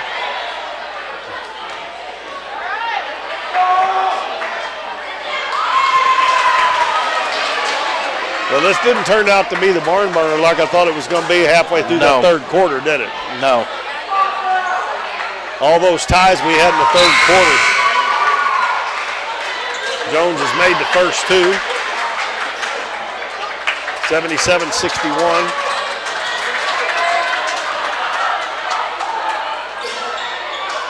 And he made all 3. 77-62, leads at 15 with 48 seconds to go. Turner gets a screen, gonna stop and pop a 3. Air ball, and Henning rebounds underneath. And he's fouled by Ethan Jones. Or excuse me, not Henning. That is Corsi.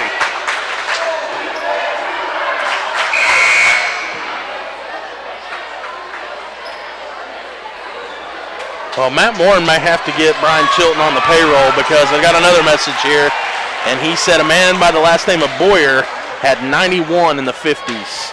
Believes that's the state record. So, wasn't Wayne, was it? He didn't give me a name. It just says Boyer. Corsi misses the first free throw. Turner's finally going to check out of the game with 43 points. He scored 6 points in the first quarter, 13 in the second, 12 in the third, 12 in the fourth. Corsi hits the second one.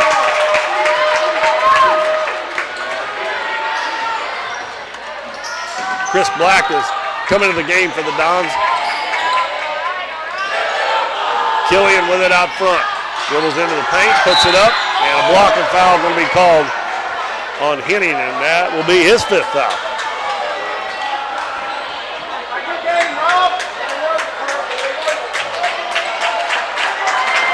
J.D. Boyer. J.D.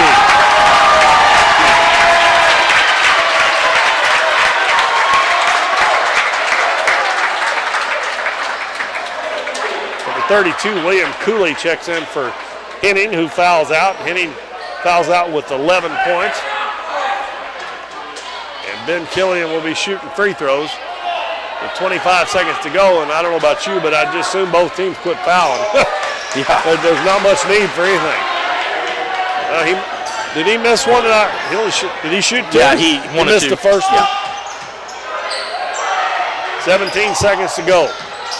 Micah Thompson into the paint. He throws it up no good. And the ball tipped around. Chris Black picks it up for the Dons. Down to 8 seconds. Pass up the floor. Rolling. Gives it to J.D. Burton. The three-pointer is short. And that's it.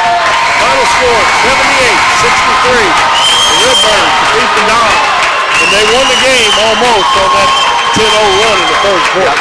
Yeah, that's the difference in the game. So the Redbirds win it. They go to 4-2. The Dons drop to 3-2.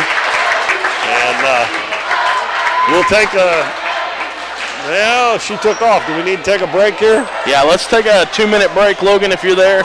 We're going to take a 2-minute break, and we'll be back to do our stat total at the end, as well as our interview with Coach Cagle. Depending on how long his meeting in the locker room is going to take here, it may be a little bit longer, but we're going to take a 2-minute pause, and we'll be back. We'll wrap up our game. We see the potential of her and him and you, of where you're from and what you can accomplish. Because when you set your mind to it, there's nothing you can't do. But reaching your potential isn't just about achieving your goals. It's about helping others, supporting your neighbors, building your community, and investing in people that make a difference. Like her and him and you. Because when you're from here, that's just what you do. And from here, we can do anything.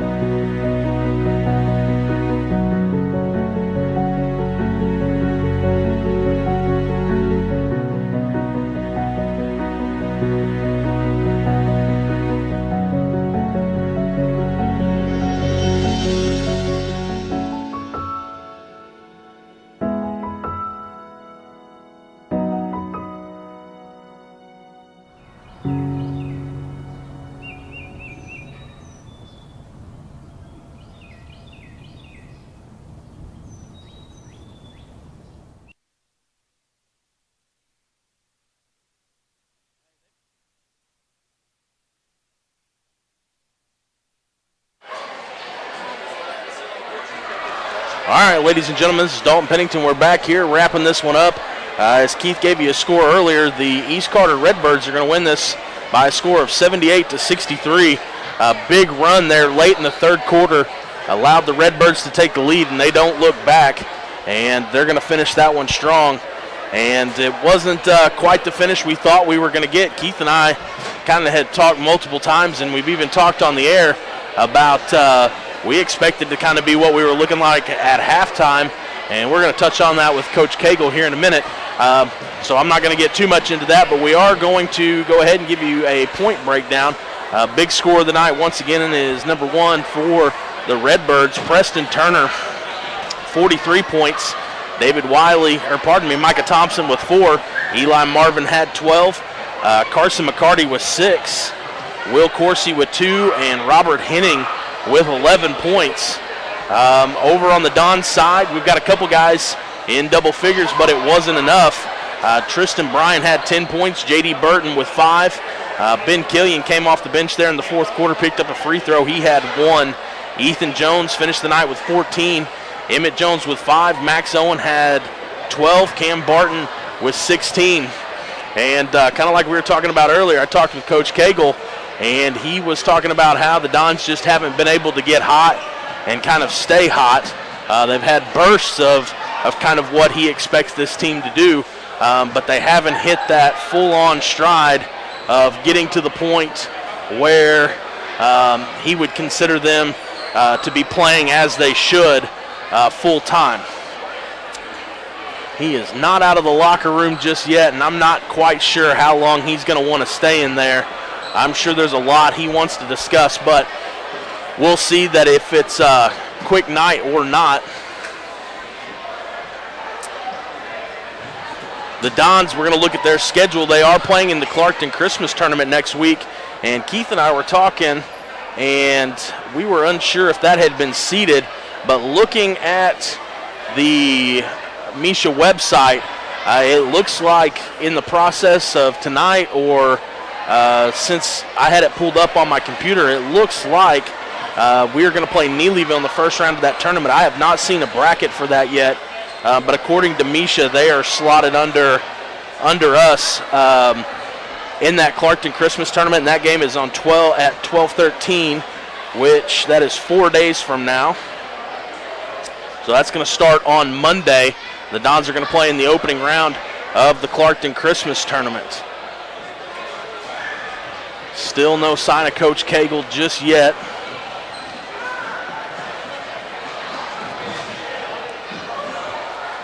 We'll look at some season totals for the Dons kind of while we're waiting on him to come out.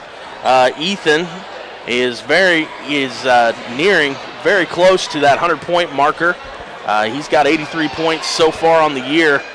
And next leading scorer is going to be Max Owen with 59. Cam Barton sits at 46 for the year. Emmett Jones with 21. Nolan Zerwanka with 12. J.D. Burton with 24. And Tristan Bryant with 36. Having Nolan Zerwanka on the bench really hurt the Dons there. There wasn't a lot of depth when we started getting into foul trouble. He showed up tonight, had his arm in a sling. I haven't had a chance to check with him. He's had some arm issues that we've been dealing with for the last few weeks, ever since football season. About the week before the district tournament, he injured that, and he's been trying to play through it and hasn't had any luck getting back to 100%, but it looks like he's gotten in a sling, and he's just going to sit out until he's done. I still have not seen Coach Cagle, and we are kind of running out of some things to talk about. Let's see. As we talked about with Coach Epps, they also have 3 games next week. We'll be on the air on Tuesday to bring you the Donettes action here from home. And then he's got a game on the road Thursday at Kennett. And then he'll be picking up the Lady Royals Classic on Saturday. And they've got the early game over there. So if you want to make a day of basketball, the Donettes do have the first game of that tournament. It does not look like Coach Cagle is going to join us tonight, so we're just going to go ahead and sign off here, where the Dons do drop this one by 15 to the East Carter County Redbirds. Dons lose by a score of 78-63. This has been Dalton Pennington signing off for Keith Bowman and Current River Broadcasting. We'll be back on Tuesday night.